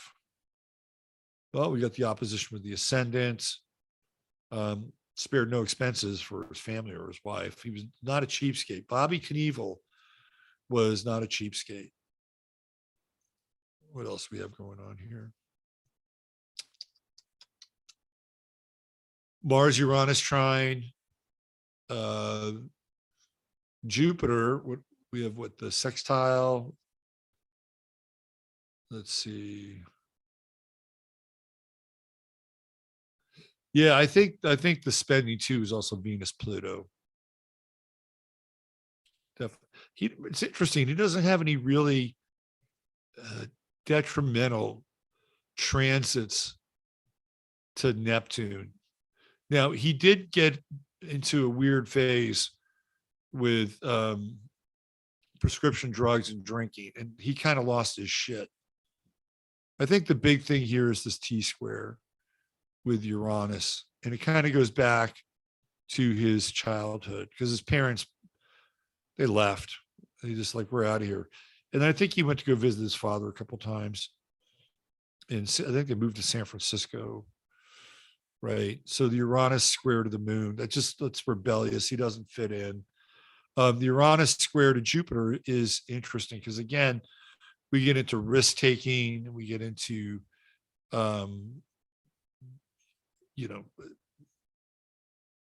to some degree, I would say, challenging the status quo, like a very low boredom threshold. Or what would I say? High boredom. He got bored easily. He got bored easily. So the square with Uranus is like always kind of changing things up, mixing things up, trying to. And he was actually a pretty successful salesperson. The guy sold insurance. Can you fucking believe that? Evil Knievel at one point in time, prior to him becoming Evil Knievel, sold insurance. He was actually very good at it. And here we go. There's Jupiter in the first house, and the sun trine the ascendant. I'm sorry, Jupiter, sun trine Jupiter. He said, "Well, I want you to make me vice president of this insurance company. If you don't make me vice president, I'm gonna quit." And they're like, "We're not going to make you vice president." So he quit. Right? He quit. Again, right? That's the sun trine Jupiter in the chart. He also has this square going on. Looks like sun squaring his ascendant. And that somebody wants to challenge themselves. Sun ascendant squares are kind of interesting. Like you want to, it's like everyday life, you got to just sharpen the axe. And especially with Aquarius, I mean, the guy's just going to be different, right? Very, very different. And he's got a pretty interesting blend of planets. He doesn't have a ton of water. He's got Venus and Scorpio. Oh, I'm sorry, Venus and Sag. No Venus and Scorpio. My bad. I thought it was Venus and Scorpio. Venus and Sag. So I guess the water part is a bit of a detriment here. So could he be a bit of a sociopath? Maybe, with the lack of water. There's no empathy. He doesn't have a lot of empathy. But he wanted to be a hero, right? He wanted to be an American hero. That was his thing. That was his big thing, and hating the Hells Angels. He's got an interesting chart. Saturn in the second house, of course, in Aries, he's going to break fucking bones. He is going to break bones. And normally Saturn in the second house isn't always that great for money or finances, unless you're doing Aries like shit, which is what he was doing. You know, he was a daredevil, a total daredevil. Wide opposition with the sun, 10 degrees. So again, from the perspective of the father, right, that's just not going to cut it. You know, he's not going to be close to his father with the Sun Saturn opposition. He also didn't do well with authority. That's what happens with people who have Sun Saturn oppositions. They don't like people telling them what to do. You know, sometimes people have to do it because of their gigs. But he was clear that that was not going to be his path. Right. So what about the breaking of the bones? Saturn rules all the bones. Right there, second house. And then he's got this interesting for being such a cheat on his wife. They were together for a fucking long time. So is that part of the Saturn moon trine? Maybe. He's got a really interesting chart. Not a lot of empathy, but he's got a very interesting chart. People with moons 13 Leo, and Joe Frazier, interesting. Javier Bardem, Joseph Gordon-Levitt. People born in the same day: Eminem, Rita Hayworth, Montgomery Clift, Arthur Miller, Wyclef Jean, Pope John Paul I. And then the same moon trine Saturn, Eminem, Jake Gyllenhaal. He and Eminem have some interesting combinations there. Matt Damon, Jacqueline Kennedy, Onassis, Kris Jenner. Interesting. Gerard Butler, Stephen Hawking, Nostradamus with the moon Saturn trine, Stephen King, Jimmy Fallon. So there we go. There is Evil Knievel's chart. To me, the standouts are Aquarius ascending and Jupiter in Aquarius retrograde. He's during a time of being an anti-hero, like the 60s and the early 70s were the time of the anti-hero, the time of Easy Rider. He hated that shit, right? But he still wanted to be a motorcyclist, a motorcycle dude, and be an outlaw on his own terms. But he wasn't going to do what other people were doing. He was not going to play Peter Fonda or Dennis Hopper or Sonny Barger. He was going to be Captain, the real Captain fucking America. Because that's who Peter Fonda was, an Easy Rider. And so while the Vietnam War is going on, you got this guy flying around, defying death, and, you know, breaking every bone in his body, and having sex with 2 to 3 women a day. Not that that's part of the American dream, but this is what he was doing. And he was living large. He had all these cars and all these boats, and at the end of the day, I think he was probably pretty broke. But he had this larger than life persona. Like the funny thing is that he went to jail for 6 months. In fact, I had a girlfriend, longtime girlfriend for a while, and her father was actually in jail with Evil Knievel in LA. I thought that was very funny. But he basically told the judge to send him to jail, that he was guilty. He did it all. And he says, well, Mr. Knevil, I admire your honesty. That's Jupiter in the first house. But because essentially you've, found your own self guilty here, I'm going to have to send you to jail. And you're going to go to jail for 6 months. He went after a guy with a baseball bat who wrote a book about him that he didn't like, even though the guy could have written a much worse book. So they would let him out for work release. So there were these other guys in the LA jail that would get let out for work release. So what would Evil Knievel do? Well, he got limos for all of them. So they'd go out and there'd be limos there for them waiting at the jail. And then he'd go meet them at the bar. and they'd hang out at the bar all day and come back. Well, eventually word got back to the judge. I mean, that's Jupiter in the first house. That's like a cool hand Luke moment, right? Sun trining Jupiter, look, kind of a larger than life character. And he didn't like authority.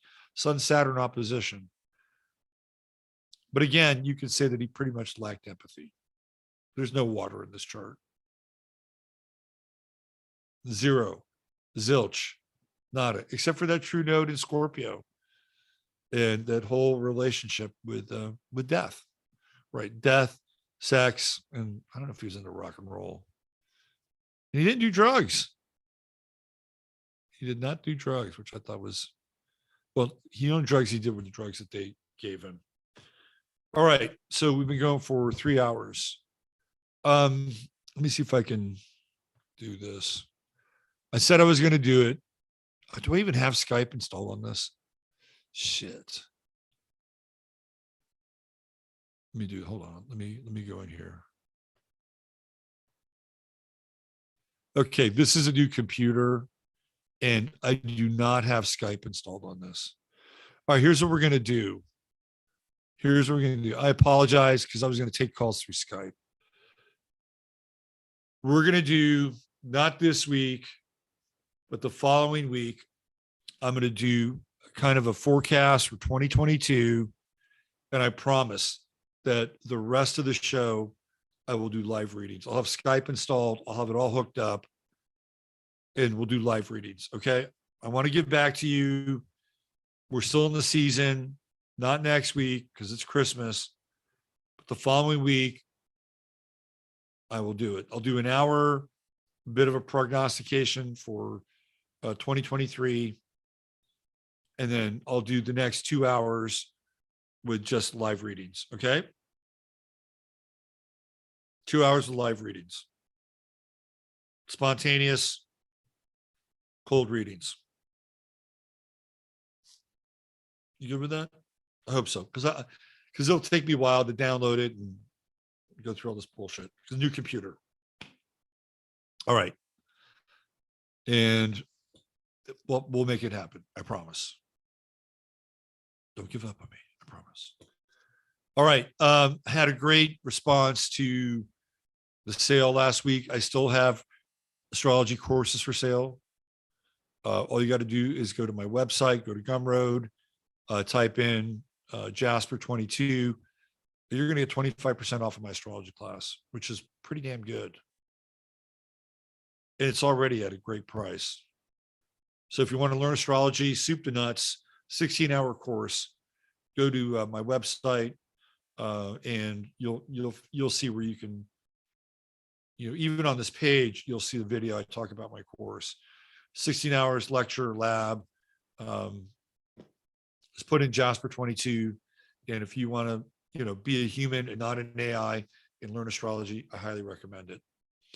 Okay, let's get out of here. I'll be back in 2 weeks. As far as this week goes, I'm going to be out of pocket until Thursday. So no show on Monday, tomorrow. And then Tuesday, Wednesday, unless I decide to do something different, I'm on call Tuesday, Wednesday. The good doctor is going in for another procedure. So I got to be there for that. And then, so let's tee this up for Thursday. And then Friday, I think we're going to have this fellow who does quantum business. He'll be the guest on Friday. So we'll have some shows this week, more to the end of the week. And thanks for being here tonight.